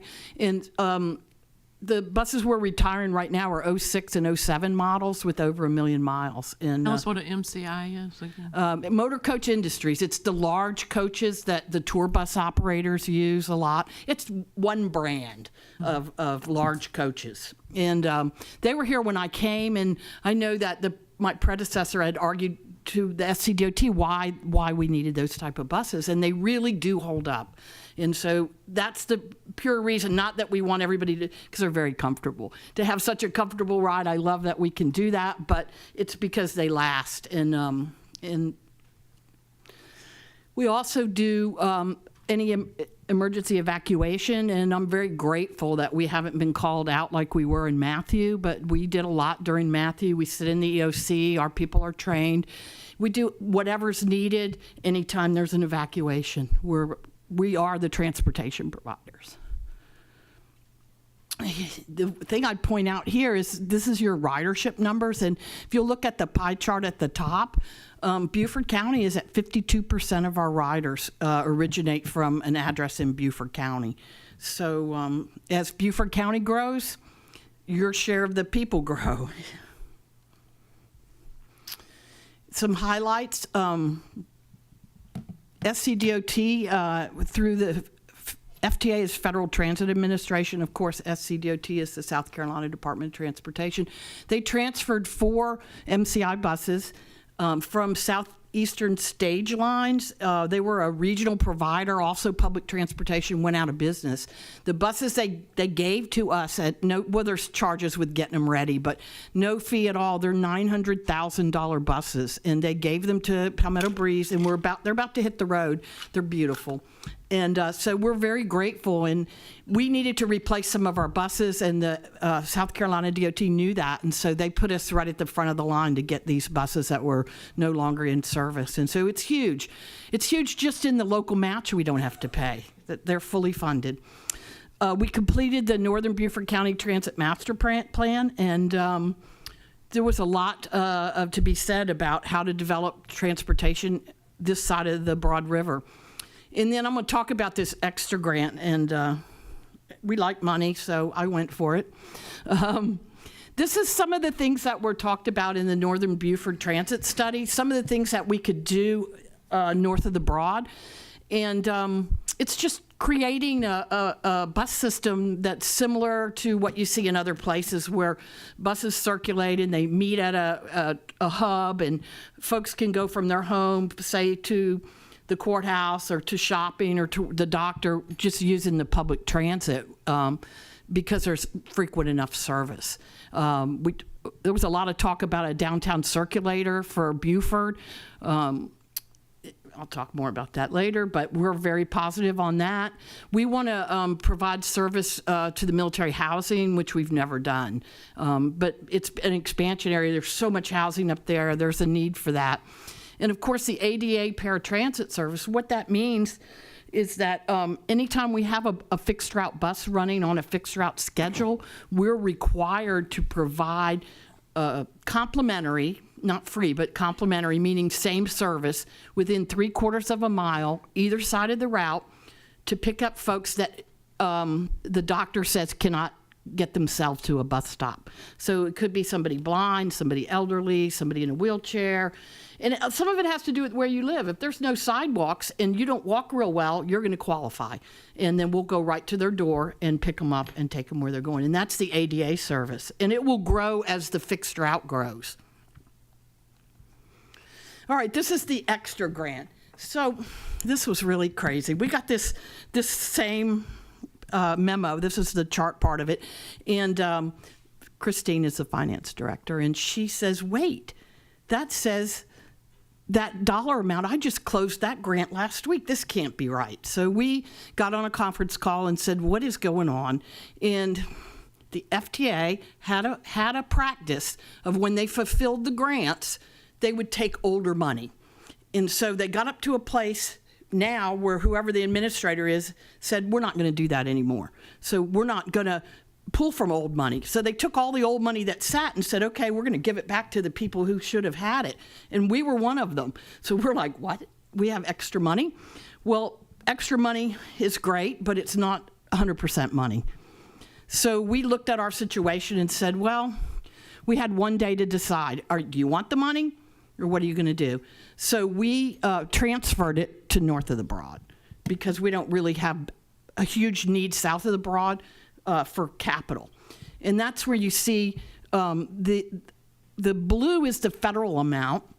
The one all the way to the left is last year's. And so that's not in this picture. So the normal grant would be the one in the middle. And the reason the local match went up, this does get complicated, is as our urban area grows, the rural area shrinks. So what they did with the funding, and this is part of what happened last year, is they gave us less rural money. But we have more urban money. Well, we had to make a choice over at Palmetto Breeze that says, hey, we're going to go ahead and start pulling some of the urban money for north of the Broad because we used to get rural money for that. So this year we took a percentage of the routes and did that, and that's why there's a higher local match on that middle grant because the operating is a 50% match. It is kind of complicated, but it is what we have to do. And this year we're going to separate them so it's not a percentage. Well, I think I'm going to go over. The last one is the extra grant we got, the $853,000, and you can see it has a smaller match money. The green is the match money, and that's because it's all for capital. And so that would help us buy vehicles for north of the Broad. As a reminder, how we're reimbursed, we spend the money and then we apply back every month to get our grant money back. And the vehicles are paid 85% by a grant. So leveraging that extra grant towards vehicles gives us a lot of spending power. The struggle is the bigger you grow over here and we start operating more and more bus service as the community grows, the local match goes up because it's 50% of our operating cost. And so it is complicated, but that's the rules we live by. And this is what I just talked about. It's not all rural anymore. And we're pulling out of the urban grants. So that's how we got to where we are with our budget ask. The rural amount is around what it's been, 301,614. The urban south of the Broad, if you put those two numbers together, we really aren't asking for a whole lot more for the services that we provided last year. We're looking at 733,000. But we have the north of the Broad match, and that is matching 2 grants, and that adds that 385,000. And it is a large ask, but that's how it got to be at that point as we move forward. This question comes up at every budget meeting I ever have. Well, how do we make money? And I'll tell you, these are the only ways we can make money, and we try our hardest. We can sell our used vehicles, and we're doing that, and we're selling some of those old MCI buses. We can sell advertising, and we do as much of that as we can. We sell scrap metal. We have interest income. We do special event transportation, and we are not allowed to compete with the private charter operators at all. But our partners, and you're one of our partners, and so are the other towns and municipalities that pay in, say they have an event, we can do that. And what we charge our partners is probably about half of what the private charters provide. But we don't do that for the general public because we're really not allowed to compete. We do that as much as we can to help offset the local match. And then the fair revenue, we do get that, but we cannot put fair revenue up as a match. That's one of the rules. And All right. I'm almost done. These are the only way in the state of South Carolina. I've worked in so many states. Lots of states are very creative in how you can fund transit. South Carolina says it's either sales tax or property tax. And that's it for the large funding. If we want to build a facility and have a transit system, it's going to take, a lot bigger money than what's coming out of the general fund. I'd like nothing more than to not be in everybody's general fund and just have a public transit that has its own funding. And APTA, the American Public Transit Association, through their studies have said that every dollar spent on public transit returns $5 in economic return. Thank you. Any questions? Thank you. I'll open it up for questions or comments. Yes, sir. I thank you for your presentation. The regional plan, when is that?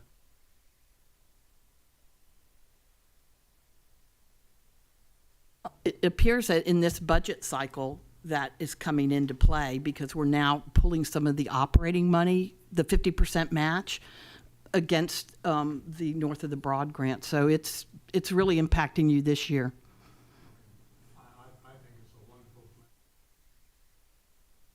I think it's a wonderful plan designed to actually transport the citizens from the far end of the St. Helena and the far end of the county on Sheldon, Big Estate side, back into the county, back into the city area for doctor visits, jobs, things of that nature. So I support the funding of the Northern Regional Plan.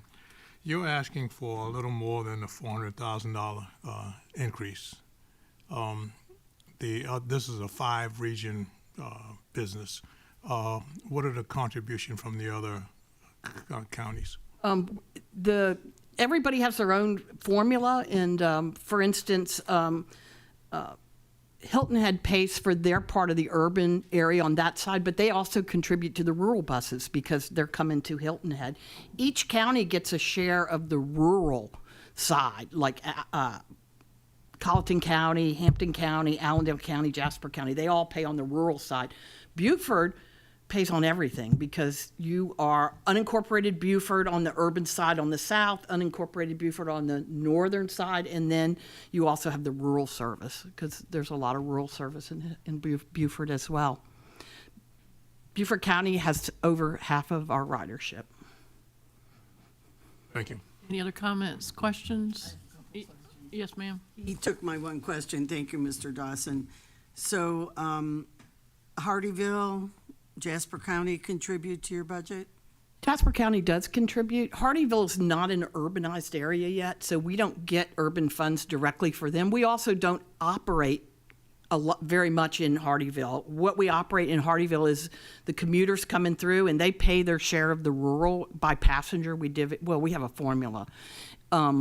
But we aren't doing any specific services except our one Bluffton Breeze goes up into Okatee to serve the colleges and then comes back to Buckwalter.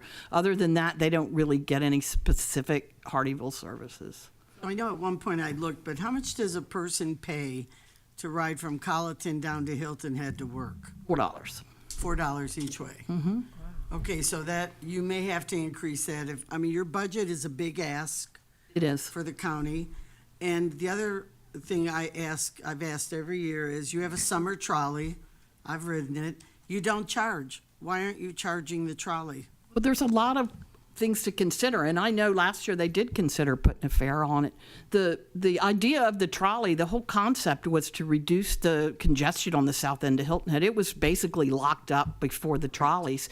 And what they tell you in transit is that it needs to be convenient, and there's barriers, and even though it was $1, it could be a barrier to somebody that says, oh, what is that bus? You know, where does it go? Well, now that it's free, the driver says, get on, it's air conditioned. And they get people that come here and don't even rent a car and use the trolley. I think it makes it more user-friendly, and we can get more people to choose it. And so that's why we went with that, because the $1 fare, it's 35,000 passengers, $35,000. While that counts, what if we lost a third of our ridership, which happens when you raise your fares? And so that was my decision to say it was intended to reduce congestion. It will reduce the most congestion in this area by being fare-free. And we don't have any other fare-free services because we don't have that particular problem to solve.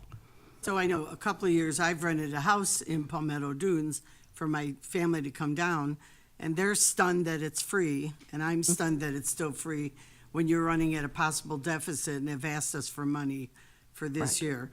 So what happens if you don't get the full ask from us again? What will you end up trimming? Because you're asking for a 55.8% increase, which is a big ask. It is a big ask. When we're trying to maintain millage. So what happens when you don't get that? Well, we can not run some of the optional services, which is a lot of the dial-a-ride and coordinated trips that people call for. We aren't really required. Then it comes to cutting routes, because you look at your budget and we look at what we have and you know what our operating budget is, and if we can't make that match, then we can't run that service. And are the municipalities good with what you're asking for? We're just now making our rounds. Some are very supportive, and some are maybe not as supportive. So, but not unsupportive. I think Bluffton just asked for more data, and so we're producing more data for them. They'd never asked before, so we're going to make some data for them. Because we don't have ridership data, and Mr. Dawson asked about the north or the broad. How many riders do you expect there to hop on that if you institute it? I mean, I'm going to ask for ridership. I think the study addressed that, the Northern Beaufort plan. It probably did, and I apologize. I was out for a year and a half, and well, yeah. It was presented to us, but we can get that. I think Gerald and the three of us north of the Broad got briefed on that. How much is it? I mean, Well, I couldn't tell you off the top of my head, but it's impressive what could happen. Those of us, but we can get that information. It's got to be done right. The consultant did say this was a very high propensity for transit dependence. I think you were next. Yeah, I just had a quick question going over the revenues. I don't really see too many of the advertising on the vehicles I see going around, at least north of the Broad.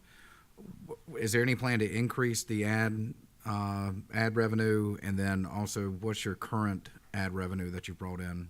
Absolutely, there's plans to increase it, and I think we're securing a contract with Novant Health that wants to put advertising on the sides of all of our commuter buses. We're working on that now, and that's going to bring us in some more money. And do you know offhand, Christine, How much do we get in transit advertising? 40 to 50,000 at the current, but this is a big score if we can get Novant Health, which I believe we are. All right, fantastic, thank you. Paula, did you have a question? I just want to I have one question. Did you say the MCI buses? Yes. What did you mean by that? MCI is just a brand. I should have said large motor Oh, coach. I thought you were talking No, it's okay. like 30 years ago when MCI sponsored the Heritage. It's probably the same company. They've been around that long. Oh, really? It's probably the same company. Oh, well, that was a long time ago. Okay. I would like, if you could, get the study of the north of the Broad study, if we could get that electronically. Some of us have been aware of that for a while and went to several presentations about it, but if we could get that to all of council that shows Absolutely. those routes, which one of them was a route to the two major military bases, to downtown and back and to Ladies Island. That was one of the routes, and some of the other information was good in that. Yes, sir, Councilman Glover? No, and I agree with you, and I do look forward to the implementation of the northern routing system. It's almost piggybacking on Hilton Head and Bluffton, and I think it's a service that will be beneficial to a lot of people, especially those who are trying to get into the area, the more popular area, just to shop, to go visiting doctors, and et cetera, et cetera. So I look forward to the implementation of that. When I first saw it several years ago as a draft, it was very impressive. And even though I know it's not going to reach out to St. Helena that way, but it's a start. And once we get started, we can connect later on in my lifetime. Thank you. So it may be that we need to get that through Stephanie at LoCog instead of through you. Well, either way, we were happy to send it. We have Okay. it ready. We can send it right on. All right. The thing that I want to present, I won't be back probably after this year, but you're kind of at a tipping point right now. Either we keep doing what we're doing with grants and local match, and we keep it small, which is what we do, and we manage. We come in budget every year, but all of these things to grow and accepting that grant for capital and asking you for the match is so that we can buy vehicles for over here. But to really do this side of the river justice, to really make this happen, it takes a lot of money, and that's why I put up I know you said no millage, but property tax. At this point, we're not on the sales tax referendum, and so the council has to decide, is this worthy to move this initiative forward, because it's going to take years to build it, or is this not the time? And I don't know what that means for north of the Broad, because we signed in excitedly to bring more transportation over here, and it does cost a lot of money. And so we either go really small and tiny increments, or we take a plunge and say, yes, we value this and we want this to happen over here. I'll let you go. Let me make a comment real quick. The riders from north of the Broad that go to Hilton Head, can you get us numbers on that? We can, absolutely. We count everybody, so we can. That are going because they're working. Absolutely. That's our commuter bus that leaves real early in the morning. But yes, we have numbers for that. Stopping at Walmart and dropping people off. Okay, Councilman Glover. I just want to, and I know that y'all are working with the initiative to look at a ferry system from Savannah to Beaufort, and that's planning ahead. And with that, when you have an debarkation, you got to have a transit system to move people around. Once the ferry comes in, it's not going to be a car ridership, so you got to move people. So I see this as really moving in that direction, placing in the infrastructure, working with that to provide that kind of service and stuff. So. Thank you for that. I think this is actually looking at the future. What do you want in 5 years? And if you want less cars and more public transportation, then that's the choice. And if you're happy just the way it is with the growth, then we stay the way we are. And I really don't have any other options, really. Okay. Well, thank you for coming and presenting. Oh, thank you. I had one more thing I wanted to bring up. Last year, I think we asked for more money than we got, and I think part of it was a misunderstanding in that you had approved, I probably can't say this right, we'd appropriated the $717,000 that we asked, but there was an additional amount of money for North of the Broad match. And we've now redone our current budget to do a projected budget, just to really tighten down and make sure we're where we want to be. And we're asking for $81,016 because we didn't get the full amount last year that matched that North of the Broad grant. I just wanted to bring that up, and Pinky has all that. Except for this fiscal year. It's a year we're in, That yes. we have not budgeted for. You want 81,000? Correct. Yes, ma'am. That's what we're asking for. Yeah. In addition. All right, thank you. All right, next is the Beaufort Conservation District budget presentation by Ms. Denise Parsnick, the Commissioner, Chair. Thank you and good morning. So I don't have a presentation, visual thing, because we're not requesting an increase. You may recall, well, we probably have the smallest budget on record for all your agencies. But we did ask for a big increase even for our small budget last year. And with the possibility of not being able to do certain programs south of the Broad or do as many festivals as we could. But thank you so much for the increase that we requested.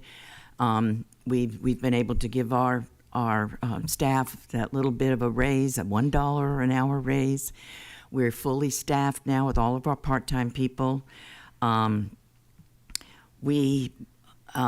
As you can see from your outreach brief, and we hope that you've enjoyed getting those regularly from us to see what we're doing with the funds that you give us. For example, in March, we had 1,000 contact hours, whether it was at schools or in festivals.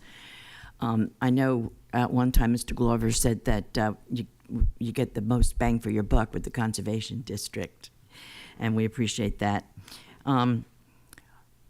We also do a lot with our landowner outreach, in addition to all the education that we do with schools and festivals. And you'll see on your newsletter, we just went up to Columbia, and we're waiting to hear back. DNR has increased the Conservation District budget by $2 million per year for recurring. And that money will be used for us to access over $140 million in federal money, so that we'll be able to do things more with our landowners. The Natural Resource Conservation Service has really declined in their numbers and ability to help conservation districts in a hands-on way. And so this money we'll be able to, like you guys have met Walter Mack, our field agent, and we write grants to get him, and this will be another pool of money that we'll be able to utilize. We're looking forward to hearing from that. So, again, we hope that you're enjoying our newsletter. We've just sent out our Eco Camp flyer for our 35th year, and we look forward to teaching children about the Low Country through that camp. Do you have any questions? Open it up for questions. Any questions? Tab is usually my questioner. I had asked some research to be done, and most of the counties that were asked do fund you, no matter what size those counties are. That's correct. It's a service. Even some of our less prosperous counties, such as Bamberg and I won't call the others out, but they, Clarendon, they do fund, and as has been said in the past, y'all have helped with grant applications to USDA for some of our farmers and others, and have been successful with those, with the Rural and Critical Lands program, and probably in the future with other programs. And I don't know if Councilman Glover has any comments on that or not, but. No, I think they're doing a great job, and I appreciate Denise over the years, and she's really the heart of conservation among farmers. So thank you. Thank you. And the Eco Camp serves, yes. 2 generations of my family have been to Eco Camp, so yes. I appreciate what y'all do for that. All right, thank you. Thank you. All right. Next on our agenda is Military Enhancement Committee, Colonel Warren Parker. He's chairman of the Military Enhancement Committee.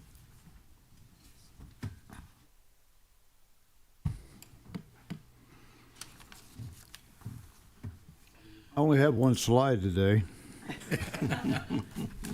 But good morning and thanks for this opportunity. I'm Warren Parker and I am the chairman of the Beaufort County Military Enhancement Committee. My one PowerPoint slide today is of a Marine. In fact, that is the only reason that we exist. As my friend and the very first chairman of the Military Enhancement Committee, Skeet von Harten, said to me once, the Military Enhancement Committee only exists to support and further the national defense of the United States. And if the Marine Corps here in Beaufort no longer does that, then it deserves to move somewhere else. But we think it needs to be here and will continue to be here for many years. Our bases don't exist as an economic development proposition, although the economic impact of our military here in Beaufort County is probably over $3 billion now, and certainly in excess of 22,000 jobs. The mission we support here in Beaufort is twofold. We make Marines, and we provide tactical aircraft to the 2nd Marine Aircraft Wing and the Fleet Marine Forces. Both, of course, come with Navy medical support. And as a longstanding military community, I believe that we're ideally suited for that mission. The MEC wants to continue to be a way for our community to support the Marine Corps and the Navy. And in the past, we've been instrumental in expediting funding for the Laurel Bay Fire Station, over $100 million for additional hangars for the F-35 at Marine Corps Air Station Beaufort, and significant funding for improvements to the rifle range at Parris Island. And currently, you may not have seen it, but you need to get over there. Coastal Carolina University and others are engaged in a living shoreline project at Parris Island in order to build resiliency against storms and sea level rise. That grant came from the South Carolina Department of Veterans Affairs and was expedited by the MEC. As you know, we have 8 voting members, 2 appointed by the county, myself and Ed Saxon, 1 by the city of Beaufort, Terry Maud, 1 by the town of Port Royal, Jimmy Boozer, 1 by Hilton Head, Carlton Dallas now, and 1 by Bluffton, Walter Nestor has been added to the MEC, and 2 by the Chamber of Commerce, Lisa McKay, and retired Air Force Colonel Ben Leitzel. All our funding is reserved for MEC activities, and we're asking for authorization of $100,000 again this year with no increase from last year in order to continue our mission. We ask that that authorization be in place and that we only withdraw those funds as they are needed for MEC operations. Beaufort and Port Royal contribute $15,000 each, and I know the question will then arise, what about Hilton Head and Bluffton? And I put that mission on Carlton Dallas and Walter Nestor's plate. It did not make the cut in the Bluffton budget last year, but we hope to get it in there this year. This year we intend to pursue designation as a great American defense community through the Association of Defense Communities. This designation recognizes those communities such as Columbia, South Carolina, that demonstrate exceptional commitment to improving the lives of soldiers, sailors, airmen, and Marines, their families, and veterans. We believe Beaufort is already a great American defense community and should be recognized as such. We worked closely over the last year with Senator Graham's office to assure funding for the new VA clinic that's soon to break ground in Port Royal. That was somewhat of a task with government shutdowns and various other obstacles that were put in put in place there, but it will come here in May of this year. We have established a collaborative workforce development program for military families with an emphasis on spousal employment. Colonel Ben Leitzel is working that program for us. We continue to pursue funding for a super clinic here in Beaufort that will ultimately serve Marines at Parris Island and the air station. And that clinic has been discussed for over 30 years. I first heard about it in 1995, I believe it was. So the super clinic the concept is over 30 years old. And my intent is to push hard for the plans and funding and to make it finally happen. Of utmost importance to us is the future of the Naval Hospital, and many of you are concerned about that, I know as well.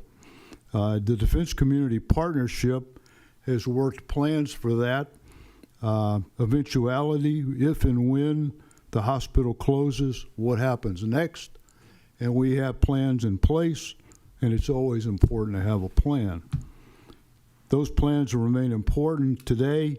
We just went through a process to develop a proposal for the Coast Guard training facility. Without the MEC and without the prior planning of our community, we would never have been able to pull that proposal together in the time frame that was allotted to us. I think it was a winning proposal, and we didn't win this one, but it was an exemplary effort by the community to put it all together. The Defense Community Partnership, led by Ben Coppage, and the Economic Development Corporation, led by John O'Toole, deserve special recognition. It's not the end, it's only the beginning of winning more defense-related activities, we hope, for Beaufort County, be it Marine Corps, Coast Guard, or the other services. We believe we're the right place with the right people, and this is the right time. With the new VA Clinic Award finalized, it's important we move forward with the funding of the super clinic and begin to seriously pursue opportunities presented by the underutilized Naval Hospital property. We're actively seeking meetings right now with the Navy's senior leadership to do just that. To circle back to the beginning, Skeet Von Harden said it best: Beaufort supports its Marines and sailors because they support our contribution to the national defense, and we ask for your continued support for that mission. Thanks very much. Any questions? Open up for, yes, sir, David. I fully support this. As you know, the Marine Corps Air Station is in my district. I just have a question about the actuals from last year. How much did y'all draw down from that last award? I'd have to get that number for you, Dave. That's fine. That's fine. Not a problem. But yeah, I fully support this ask and to continue your mission. Don? I don't have no question. I just want to appreciate Mr. Parker and the work you've been doing for the enhancement to make sure that we keep our military base here in Beaufort as a valuable commodity, and we do not want it to leave because of the impact it does have on this community. So I just want to say thank you for all the efforts you've been doing and your committee. I just wanted to say thank you because Parris Island and the Naval Hospital are in my district, and the work was amazing that was done so quickly about the Naval Hospital and the Coast Guard. I just wish it had been a different outcome, but it was a great package that went forward, and a lot of people did a lot of quick work on that, and including you too. Thank you. Thank you. Madam Chairman, I just want to echo what you just said because the package that went in was top of the line, and we should have gotten the Coast Guard here. It wasn't because of what you did and this community did. You did a stellar job. It was politics. Yeah, it was politics. We figured the Coast Guard ought to be somewhere near the water. Yeah, you think. You think. All right, thank you. All right, Of course, next. the county attorney says hoorah. All right, next on the list is the Coastal Empire Community Mental Health Center budget presentation by Dr. Jennifer Cobb Hayes, Director of Administration. Morning. So I am not Dr. Jennifer Cobb Hayes. Okay. We tried to make that correction at the last minute, and we do apologize. I am Angie Sally. I'm the Executive Director of Coastal Empire Community Mental Health Center. And again, good morning to you, and thank you for the opportunity to be here to present to you this morning. So, I think that I made you aware the last time that I was here, or that we were here, that the merger for the South Carolina Department of Mental Health, the South Carolina Department of Alcohol, Drugs, and Other Substances, and Disabilities and Special Needs occurred on April 28th, 2025, to create the new agency of the South Carolina Department of Behavioral Health and Developmental Disabilities, and we are now the Office of Mental Health.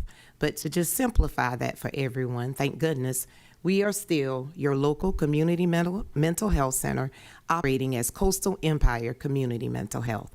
Our mission continues to be to support the recovery of people with mental illnesses. So, I won't go through slides of information that you already know, and this slide does need to be updated because we know that there's approximately a little over 200,000 people in Beaufort County. I have this slide because just to remind everyone that we do represent 5 counties, the Coastal Empire. We are one of the largest community mental health centers that operates under the Office of Mental Health. There are 16 centers. Coastal is one of them. We cover the same territory as the 14th Circuit and many of the presenters that have been before us with Beaufort, Jasper, Colleton, Hampton, and Allendale. We have 5 clinics. We do have 2 clinics in Beaufort County, which is the Reebok Road location that has our Beaufort Clinic and our Beaufort Administration. And then we have a clinic on Dillon Road for Hilton Head to service that side of the Broad. Our board is an advisory board. It is now made up of 9 members. 4 of those seats are dedicated for Beaufort County, 2 for Colleton, 1 for Hampton, 1 for Jasper, and currently our Allendale seat is vacant. Our 2 highly esteemed board members for Beaufort County are Dr. Thomas Miller and Ms. Leanne Smith. We are hopeful to have another board member that has been put forth to the Office of Delegation, and we're waiting, hopefully, for that to happen really soon, and with some help of filling the next vacancy. Comprehensive care is what we do. Comprehensive outpatient mental health services is what we continue to provide. We are treating both adults and children and families in Beaufort County. There are no age limits to the individuals that we serve. We have mental health professionals who are trained in treating really young and small children for early intervention services, parent-child intervention therapy, which is the evidence-based practice that is most desired to work with really small children, actually from 0 to 2 and 2 to 5-year-olds, where you're really working more with the parent. But we are proud that we have been able to provide a lot of training, evidence-based practices to our mental health professionals to provide more quality-oriented recovery services to those individuals here in Beaufort County and all the counties that we serve. This is just a list of all the services that we are providing here in Beaufort. So as you notice, comprehensive care means that we have mental health professionals, psychiatric nurses, nurse practitioners with a focus in psychiatric care. We also have our psychiatrists, of course, and we also have community services that we provide in Beaufort County, which include housing for individuals who qualify.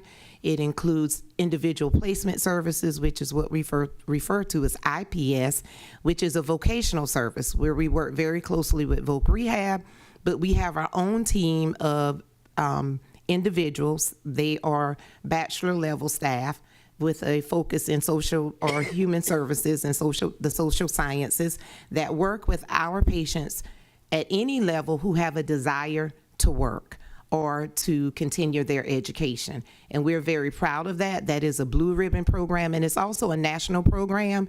And the Office of Mental Health is considered one of our blue ribbons. In Beaufort County, we also have Home Share, which is if you can kind of picture foster care for adults.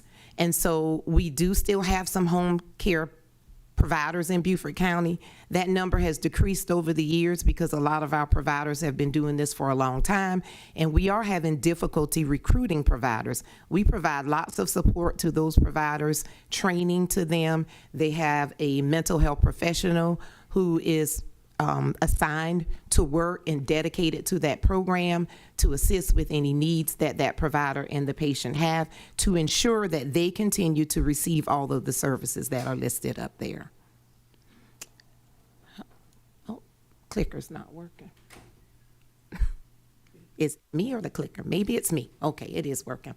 So those are I mentioned some of the specialized services. Other specialized services here in Beaufort County is our mobile crisis team, which operates 24/7, 365 days a year, that someone can call about someone who's having a mental health crisis, or the individual themselves experiencing the crisis can call, and they can have an on-site mental health response to them. In the last year, our mobile crisis responses in Beaufort County have increased.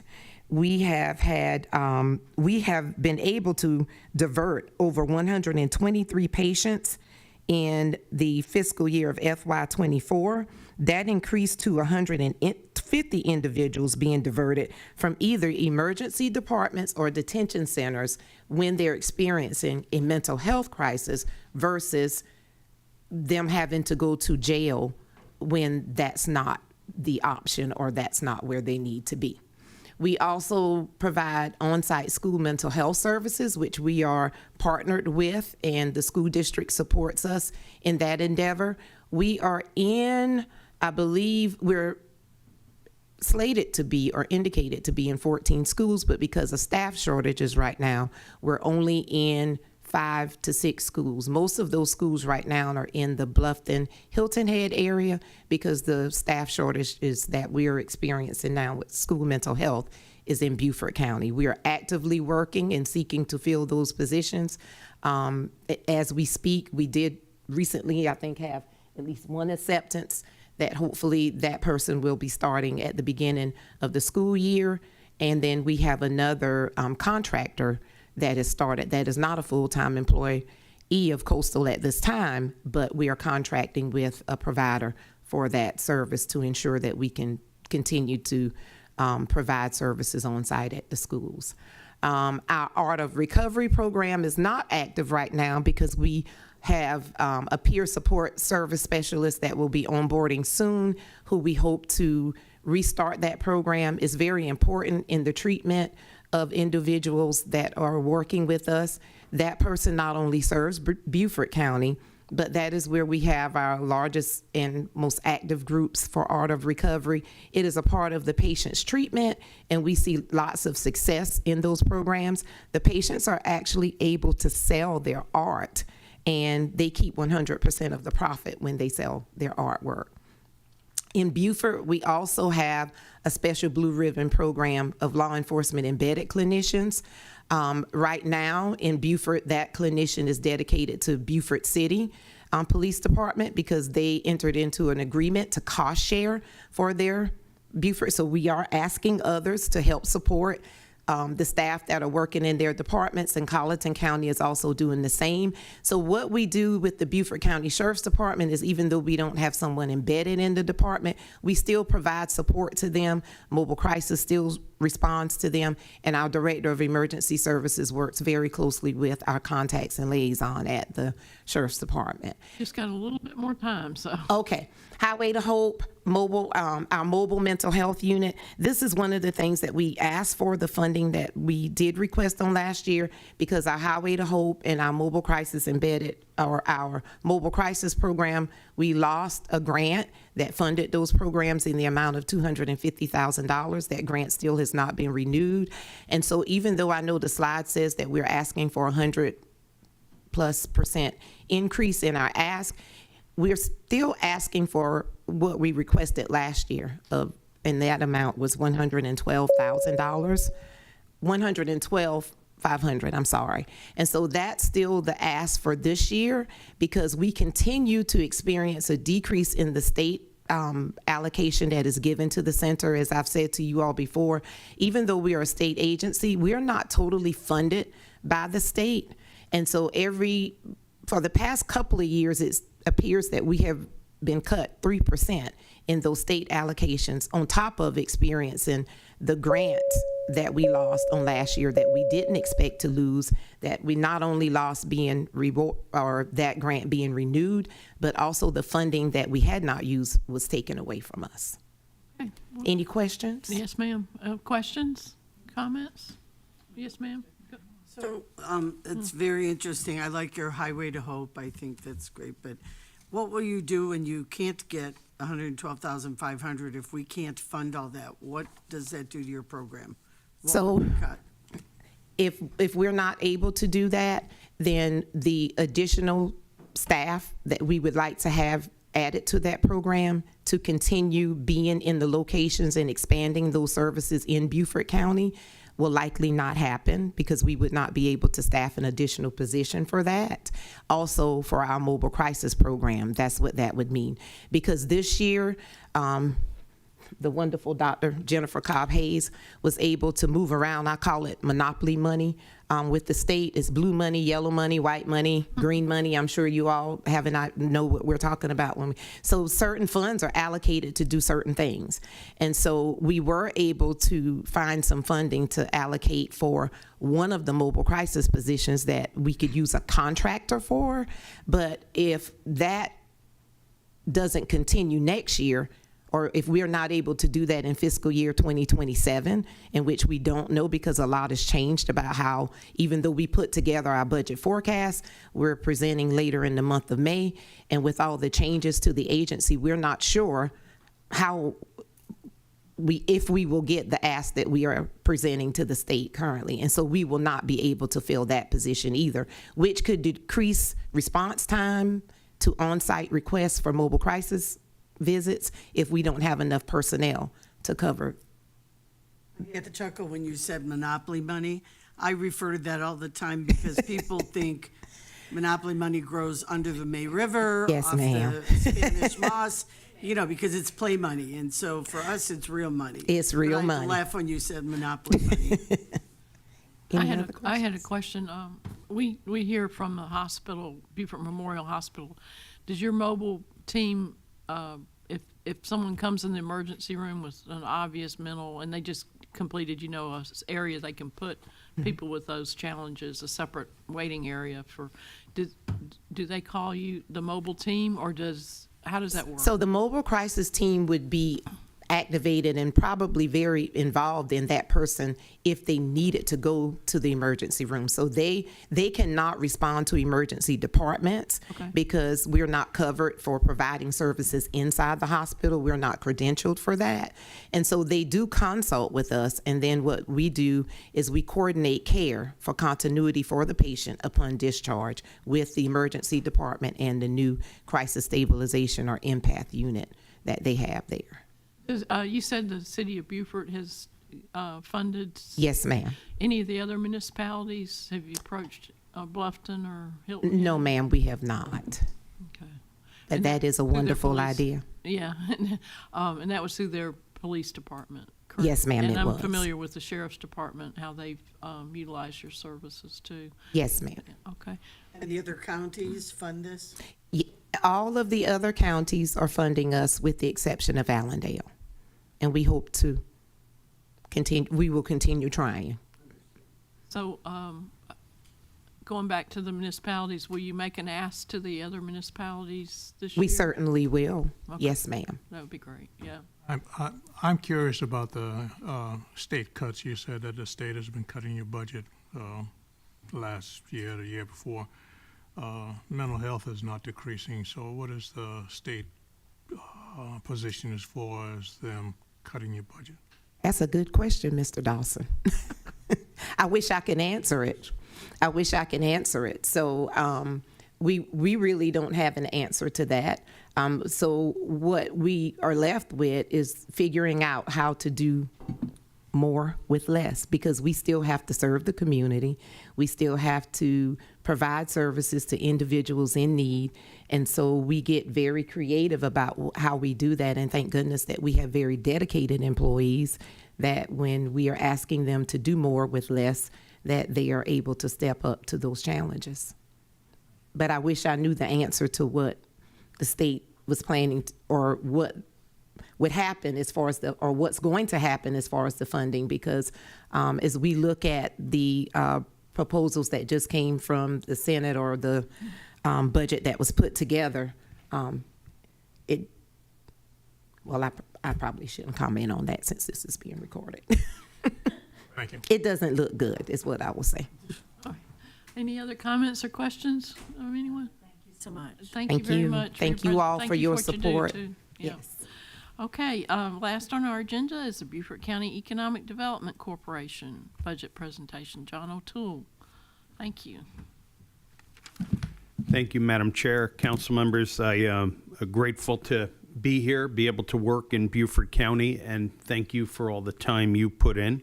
Councilmember Brown, happy birthday. Oh, thank you. You're welcome. Last year, I stood here and my presentation will come up. And then if you could put the timer on there, because I want to honor your time. That would be helpful to me.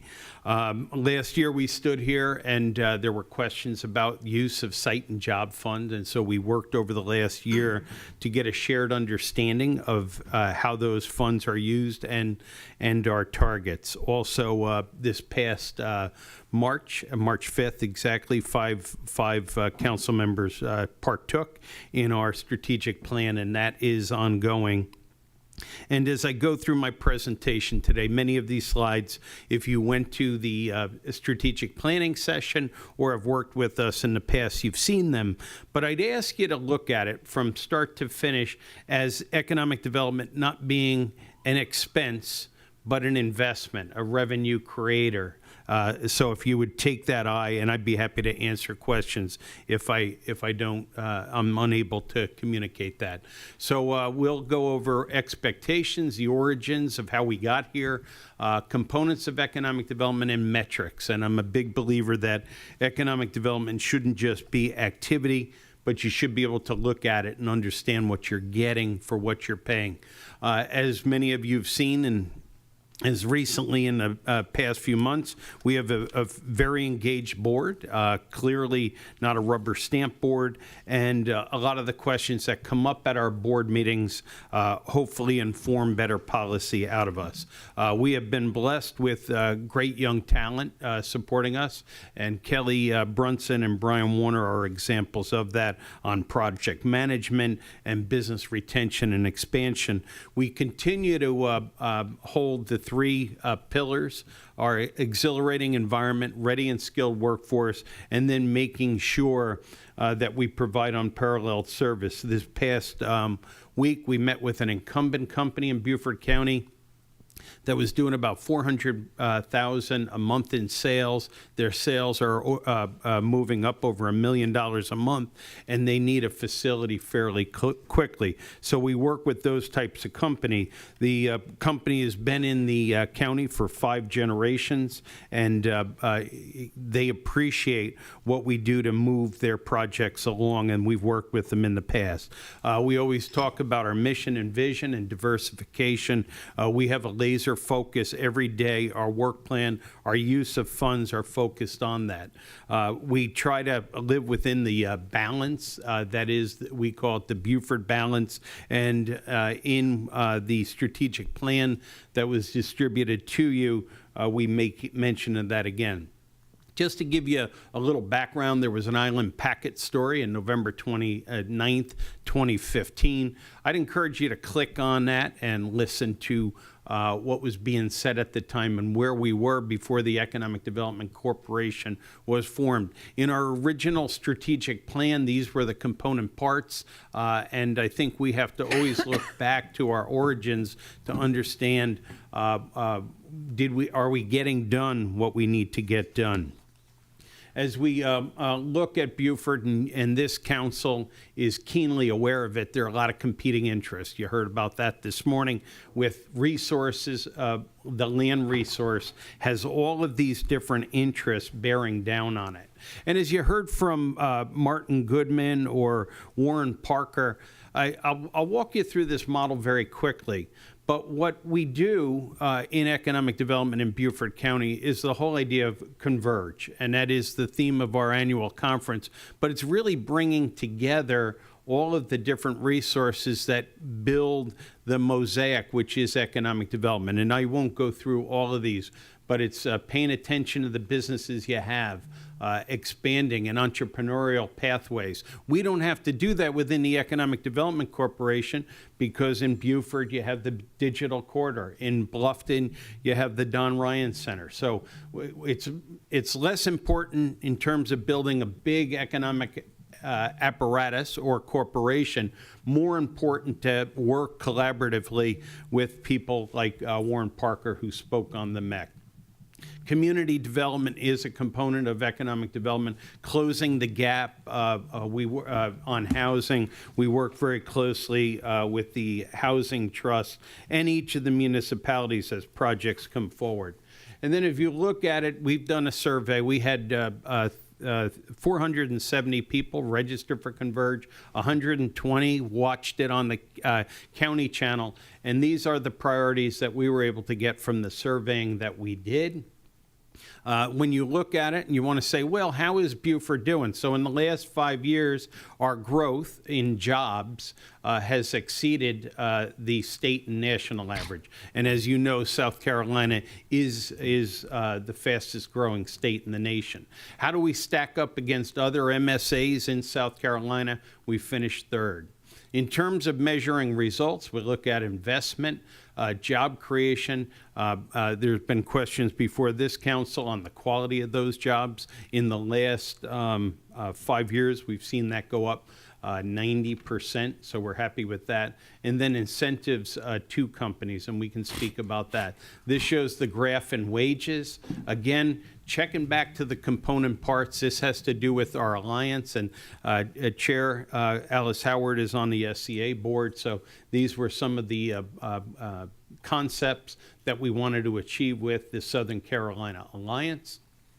Our work plan, again, we distill the budget you give to us to these component parts. It'll be informed by the strategic plan, which should hopefully be ratified in the next 45 days.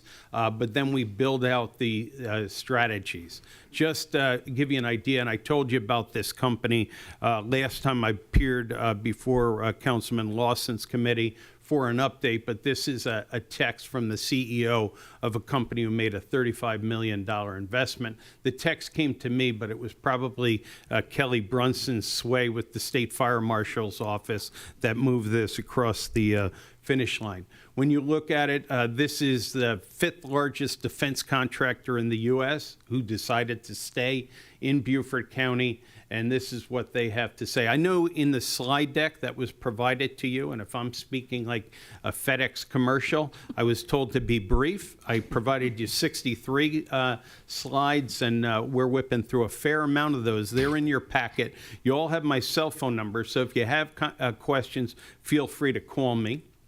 Public can as well. When you look at it as an investment, let's just look at the county section here. This is since inception. So total $11 million. $8 million of that was site and job funds.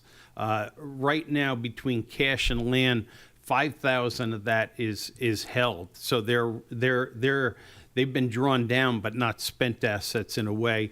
The county holds nearly $3 million in the account. We hold it with the county and draw down as they're used, and about $1.5 million or I'm sorry, $2 million in land. And so, and then over that period of time, grants to advance the mission, whether it's site development, infrastructure improvements. We've drawn over $3 million in investment. So when you look at it, we're looking for no increase in the upcoming year. So we're looking at just under $400,000 in funding. I would like you to look at what you've gotten for your investment, and I expect in the next fiscal year we'll tip over the $1 billion mark, which will be a great milestone. And then the jobs created, average comp over those 8 years is obviously lower than the amount I showed you in the previous graph. Where our leads come from, we show you those. A great many are green, and they come from local sources. More importantly, if you look at our completed projects, you'll see that the predominance come from leads of residents, real estate people, board members, council members, referring leads to us. And so when we did this, extrapolating from our last request of Clemson, we're annually over $1 billion in economic impact from the projects that we've touched, and 4,200 direct and indirect jobs. We continue to focus on these sectors, and I'm going to stop with this slide, but we had a really good session to go over our strategic plan. And we had great participation from all of the municipalities as well as council members. So in your packet, page 30, in the strategic plan that was emailed to you, pages 36, 37, and 38 will outline some of the outcomes from here, and I have these on the following slides. But I want to say I'm done before you hear the next alarm. So I am done, and I'd be happy to take questions. Okay, let's open it up for questions for Mr. O'Toole. I have Comments? Yes, ma'am. just a quick question, John. I know you just said 4,200 jobs. What I would like to see is like a breakdown of like the name of the company, how many jobs, what's the total jobs, the amount of money they're getting paid for the jobs, and what's the total investment the company's put into Beaufort County. So, like, for example, you had said 4,200 jobs. Is that over the last 10 years, or? That would be over the last 8.5 years, eight and and a that half? would be the numbers that I showed you. I think it's 3,200 from the projects we worked on, what they're projecting, plus the multiplier jobs that are born from it. For 909 million. So I was just wondering, like. We can get you that list. Oh, you can? Oh, Yeah, good. yeah. Because What I would- like an example, like you yeah. brought a company in Bluffton. I think they came from Germany or somewhere. I can't remember. CS Instruments, yes. Is that what? Yeah, I can't remember. And they're going right in Buckwalter Parkway, right? Correct, yes. I just want to know, like, the name of the company, how many jobs. I think it's only like 11 or 13. It wasn't much. Right. And then how much are they paying for those jobs? And what's the total investment? That's all. For like, maybe, I don't want you to go back 8.5 years. I'm just. We looking- keep all those last records. We keep 2 them all. years. We keep them Yeah, all. if we could do that. And at the end of the year. So it'd be really just on one piece of paper, basically. Okay. The only thing I'd caution you is that I'm always extrapolating what the jobs are, the quality of the jobs, but I'd be really but I don't hard really pressed to give you the number of jobs and the payroll numbers that they were projecting, because it could be proprietary, it could be Well, I mean, a just an disadvantage estimate, to make yeah. that public. But I'd be happy to sit down Yeah. with you and show you we have that. Other questions, comments? No? Madam Chairman? Yes. Yes. Thank you, Mr. O'Toole. I just wanted to thank you and thank Mr. Moore for the work that your staff member, because they keep retention and they keep in contact with those who have come in, and we were able to work with, and I'm not too sure whether we completed the task yet, but the Cusor farm with the blueberries, because of Brian, we were able to work with that company to help them, hopefully, to save their crops of blueberries. And I just want to say thank you to you and Brian, and can't not say enough about Kelly. So thank you, Kelly, also. Thank you. Well, thank you. That one's still in the works. But what we do, and we met with this company that's a packaging company that's got the sales that are just really blossoming, and his family's been here for five generations, and he was like, Beaufort can be difficult. And I don't think Beaufort necessarily is difficult. We care about the environment, so we're really careful about what we do. But if we can get out there, and Brian meets with 90 companies a year, and just listen to people's pain points and be able to bring those back to your administrator, your deputy administrator, to engineering, to at least look at it. If people feel like they're listened to, we had a company that is trying to locate a facility in the county, and they can't get their final approvals. We were able to bring that to the administrator in that municipality and at least communicate back. And it's just that communication, sometimes more so than even the resolution of the problem, where people have accurate expectations of what could happen, make a difference here. So I do want you to look at our department, our organization as an income generator, but I hope you also look at it as a customer extension of what you do here on the county, at the county level. Thank you. We appreciate your time. Yes, sir. Councilman Dawson. Yes, sir. I'd just like to say to this council, questions and concerns we have for. I would say that when the Economic Development Corporation was established and set up, and John was hired as the director, council at that time instituted a bylaw that John would report to council on a quarterly basis. We used to do that, and we got away from it. And I think now a lot of the questions and concerns that we have would be answered if we initiate and go back to having John report to us on a quarterly basis. So I put that in your hands. Yes, sir. And we've talked about that. We can do that. Former administration, I think, quit having you come, and not council. It was administration. But our new administrators welcome to that idea. So we need to do it. We're meeting with Mike. It's on the book, so we're meeting with Mike regularly, and we have made a request to get on the schedule. So I believe all that's in the works. I will say this, that we don't do everything perfectly. I think we do a lot of things very well.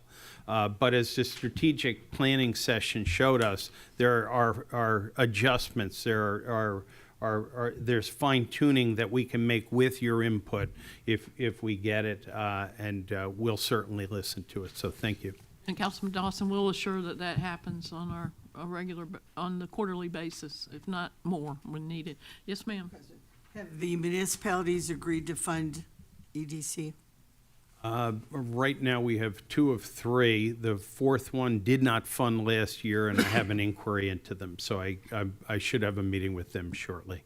Well, we have 4 municipalities. Who's missing? I know about the one. Yeah. So Beaufort hasn't gone over their budget yet. So, but I was just at a meeting on Hilton Head Monday morning, and that went well. So I was a little confused. I watched the Bluffton meeting, and they sort of do their own economic development through the Don Ryan Center. There was a whole thing in there, and I know Hilton Head does a lot of their own economic development. So I'm just wondering why we're so splintered, and why SCA isn't providing us more of a service when we pay $120,000 a year to them. I'm looking at the money. Yeah, I think you should. And I've spoke to the council last year. Last year, I spoke to the council, and my comments were distributed in order to incite and to get people exasperated about where we are with SCA. Council Chair Alice Howard is on their board. They're going through a leadership change. they've got great staff right now. So we're really expecting that we'll continue to see more value from SCA. Other than that, I mean, if you go to the original strategic plan that was put in place, there would be expectations, not what's in the contract, but what would really benefit Beaufort County. So those conversations have to occur. We continue to try to work really well. I think next week Kelly's going to give up a whole day to volunteer to be supportive of SCA. So I think with the best of intentions and an eye towards the fiduciary responsibility to get value out of every taxpayer dollar, let's you and I have more conversation. You, Alice, and I, and any other council members have conversation on that. But I don't want to say things that hurt people. I get it. I don't want to say things that frustrate people. Somehow we have to kind of get everyone to put down their swords and just figure out how we can all push in the same direction. Beaufort's, I strongly believe, and next week we'll prove it's a magnet for investors. It's a magnet for people looking for a quality of life and a place to locate perhaps iconic headquarters and back office operations and things that would provide good jobs for our residents. So let's try to, in the most constructive way, get the most value for that 120,000. Maybe we have them come and talk to us. Well, I think talk, and you're probably like, oh, that Irish guy is saying that, but I think talk is cheap. I think working sessions, concrete time where you're going to sit down and say, I would really like this, and somebody says, I can't deliver you that, but I can deliver you this, and now we've moved the ball. It's too slow coming, and I think rather than a presentation like this, I think we need a work session on it. Yeah, we've talked about We've that. talked about that. Yeah, Good. All right. Madam Chairman, I'm go going to ahead. let Dave. Go ahead. Look, I want to sort of piggyback on that. I think Gerald talked about the initial concept for the Economic Development Board here in Beaufort, and one of the issues, Ms. Howard and Mr. Dawson can go back before you got here, is that this county here was struggling with being in the alliance, and Senator Davis said you must be in an alliance. We were basically, because of Senator Davis, getting some funding from the state, but he said to us that you're going to have to be in an alliance, and we tried to do an alliance with Charleston and Berkeley County and Dorchester, and they said no, we don't want to have anything to do with you. And we tried to do an alliance with Jasper County, and Jasper said no, we don't want to have anything to do with you. And so we went back to the alliance with all of the counties, about 7 of them, but we never really, at the time we created the Economic Development Corporation, we never placed a whole lot of emphasis on the alliance. That's just where I came in, and we always looked to you to be the driving engine for Beaufort County. But because we had to be in the alliance, I think we were basically talking about just putting what was necessary to be a part of the alliance, which was the minimum that we could do. And I think that's where we are. So if we want to do a little bit more, I think that's a conversation we can have and move forward and stuff. But I look to you for leadership, and we got to work through the alliance. So, it's an interesting relationship. We're not depending on the alliance to bring in jobs as much. We are depending on you. But we're part of the alliance, so let's get as much as we can from them as we move forward. But I think that's a conversation, like you said, we can sit down and work through and talk through, and let's go back to where we started from and see where we want to be today. And I think that's a conversation we should have. Yeah, I'll try to answer quickly. But the South Carolina model for delivery of economic development has the Department of Commerce, to a degree, the Department of Agriculture, and then the regional alliances. It's a great delivery system, and I'm sure with conversation we can improve it. I should answer one question that you asked. Like this Monday, we had Hilton Head's person in charge of economic development in our staff meeting. We enjoy the same relationship with the town of Bluffton. So if there is somebody in that spot, I think it's more important, like in Hilton Head, if we have projects coming forward, they want, the administrator would like a staff member to understand what we're working on and see it before we bring it in. So I think it's really a point of contact. They're not working in the same space, but we work very collaboratively with those towns that have that person. Councilman Bartholomew. Yeah, and so a couple of things that I want to make sure that are brought up. And I haven't heard any follow-up on it, did the 461,000 audit find or discrepancy, did that ever get corrected? And was there any report ever generated to us regarding those? Yes, I believe the audit and a letter from our chair and our treasurer was sent to you all. It's also listed on our website. Did anyone receive the letter from our chair? I don't remember getting it. I I'm got not it saying 'cause that it I'm didn't on the get sent. I board, just yeah. don't remember. Yeah, seeing one. we sent it out to everyone. We'll make sure it's sent to you. The discrepancy, and let me describe it. We bought land in April of last year, 461,000. Our accountant, who we changed in July, booked it as an asset. It should have been listed as a contingent asset, because you want to have that caveat memorialized that says if you sell this asset, the proceeds come back to the county. It was brought up during our initial interview with the auditors, and it was corrected. So, having moved to a new accounting firm that's excellent.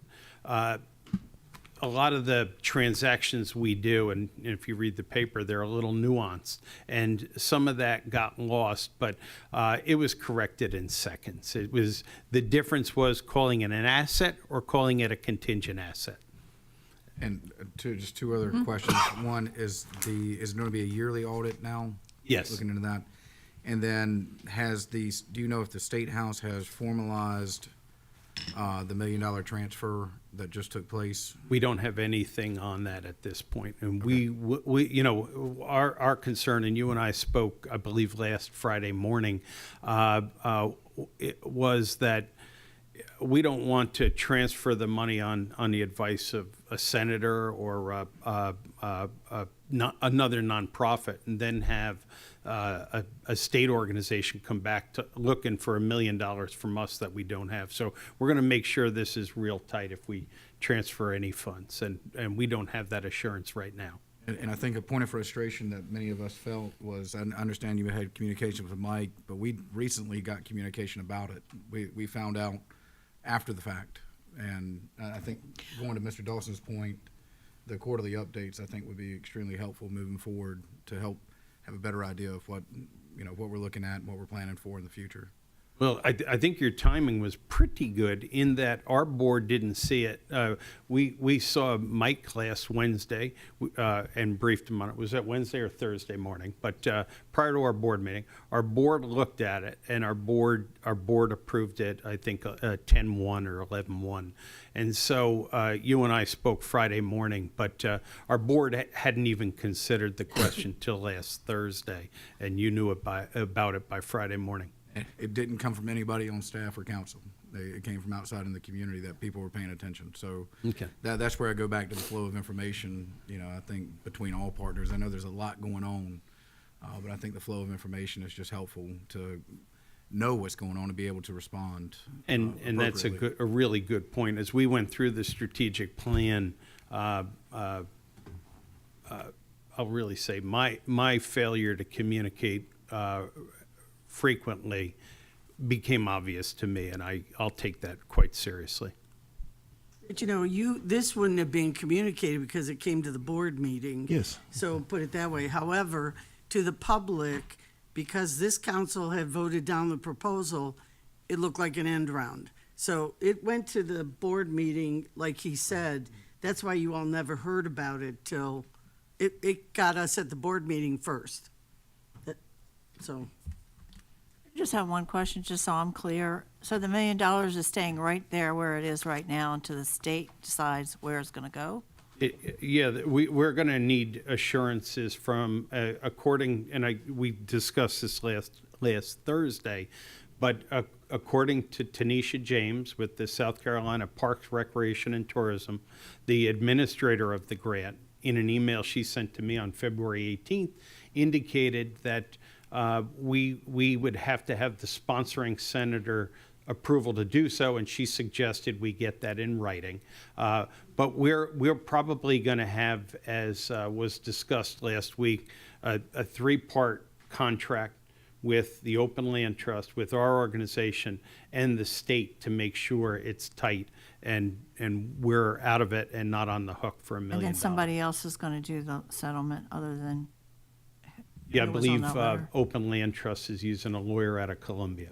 Oh, okay.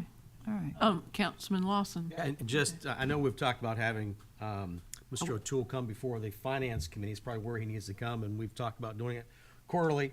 But obviously, my fault, we haven't done that. So if that's where it needs to go, I think, we should put that in the schedule and somehow work that out with you, Mr. We're on O'Toole. for April 20th. Okay. All right, that's coming up our next finance. Yes, yeah. committee. And Okay, it can good. be more than quarterly when Right. needed. When needed. Yeah, when needed. Yes. Mo- At least quarterly. put We it have that a way. fair amount coming up. We have another spec building, which is it involves a bit of creativity and recollection of how we did the last one. So, we'll be going over the strategic plan as well. Thank you. Before we Madam adjourn. Chairman, before we adjourn, just want to make I sure. want to let our administrator have a minute if he wants to. Okay, just want to make sure I understand the question from Mr. Bartholomew. Is you're concerned about communication?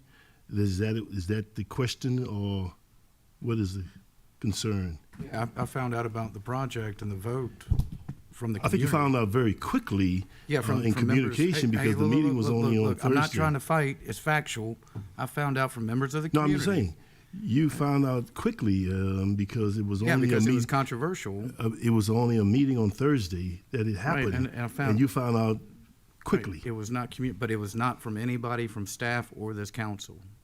It was members of the I think, community. are you expecting Mr. O'Toole on Thursday to communicate to you what happened? I mean, I'm trying to find out how quickly can he communicate. We get packets ahead of time. It'd be nice to have that information about something that we voted down and the reallocation of that money. Package was for the Economic Development Board Committee. Right, but it's something Board. that we voted down, and it was important, I think, for us to know because of the perception it puts in the community that it does look like an end around. Are you asking Mr. O'Toole to inform you before their board meeting on this action so that you can know ahead of time? But the or reality what is, he had a meeting with our administrator a week before it happened. Oh, no.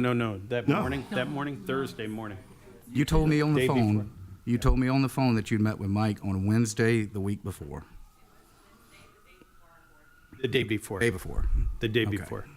Yeah, I apologize. I got a lot of facts straight in my presentation. I did say, I think the Wednesday before or that morning. It was the day before. The day before. And so you asking Mr. Moore to inform you about that information or that discussion before?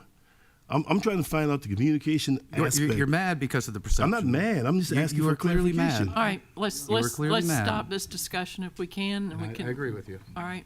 I would like to see if Mr. Moore or our CFO have any last comments before I think this was a great workshop. We got a lot of good information.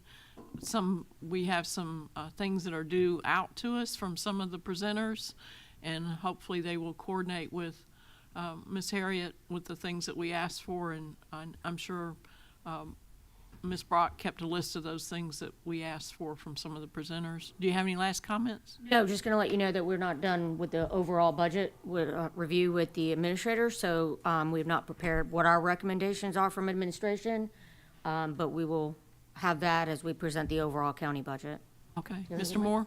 Any- I was going to say, we have, you all have the spreadsheet. We're going to be looking through this. Obviously, there's a lot of requests, and we're trying to keep millage neutral, so we're going to have to go through and make some recommendations to you all, and that's what they would be in our budget. Obviously, council approves, but we're going to have to look at what we would have to do to be millage neutral. And so that's our entering argument, unless we receive any other direction. So there's a lot of, I'm just pointing out, there's a lot of additional. I would like to have Ms. Brock and Ms. Harriet send us an email of the things that we asked for that we need from some of the presenters, if we could do that, like just a short email. Yes, ma'am. And actually, while y'all were meeting, Working on we that. received some of the information Okay. that you asked for and have sent it to you, which you probably haven't had a chance to see yet. Great, that's wonderful. You're Mr. way ahead of Madam me. Chairman, quick question.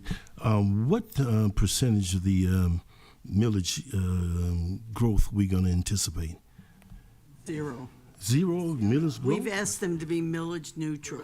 No. I said growth. The increase in the value of the millage. Right. She doesn't know yet. Right, I just received assessment numbers this week, so that is my task pretty much for the next week, to get mill value calculations done. I do projected growth, I just don't want to give you a number that I don't know yet. Okay. If you look Okay. at the price of Which housing. which you'll it's see gonna when we go present up. our budget. Gotcha.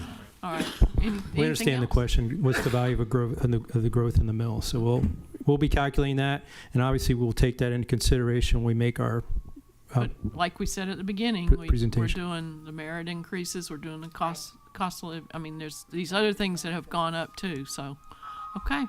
All right, we are adjourned. Thank you. I have a question.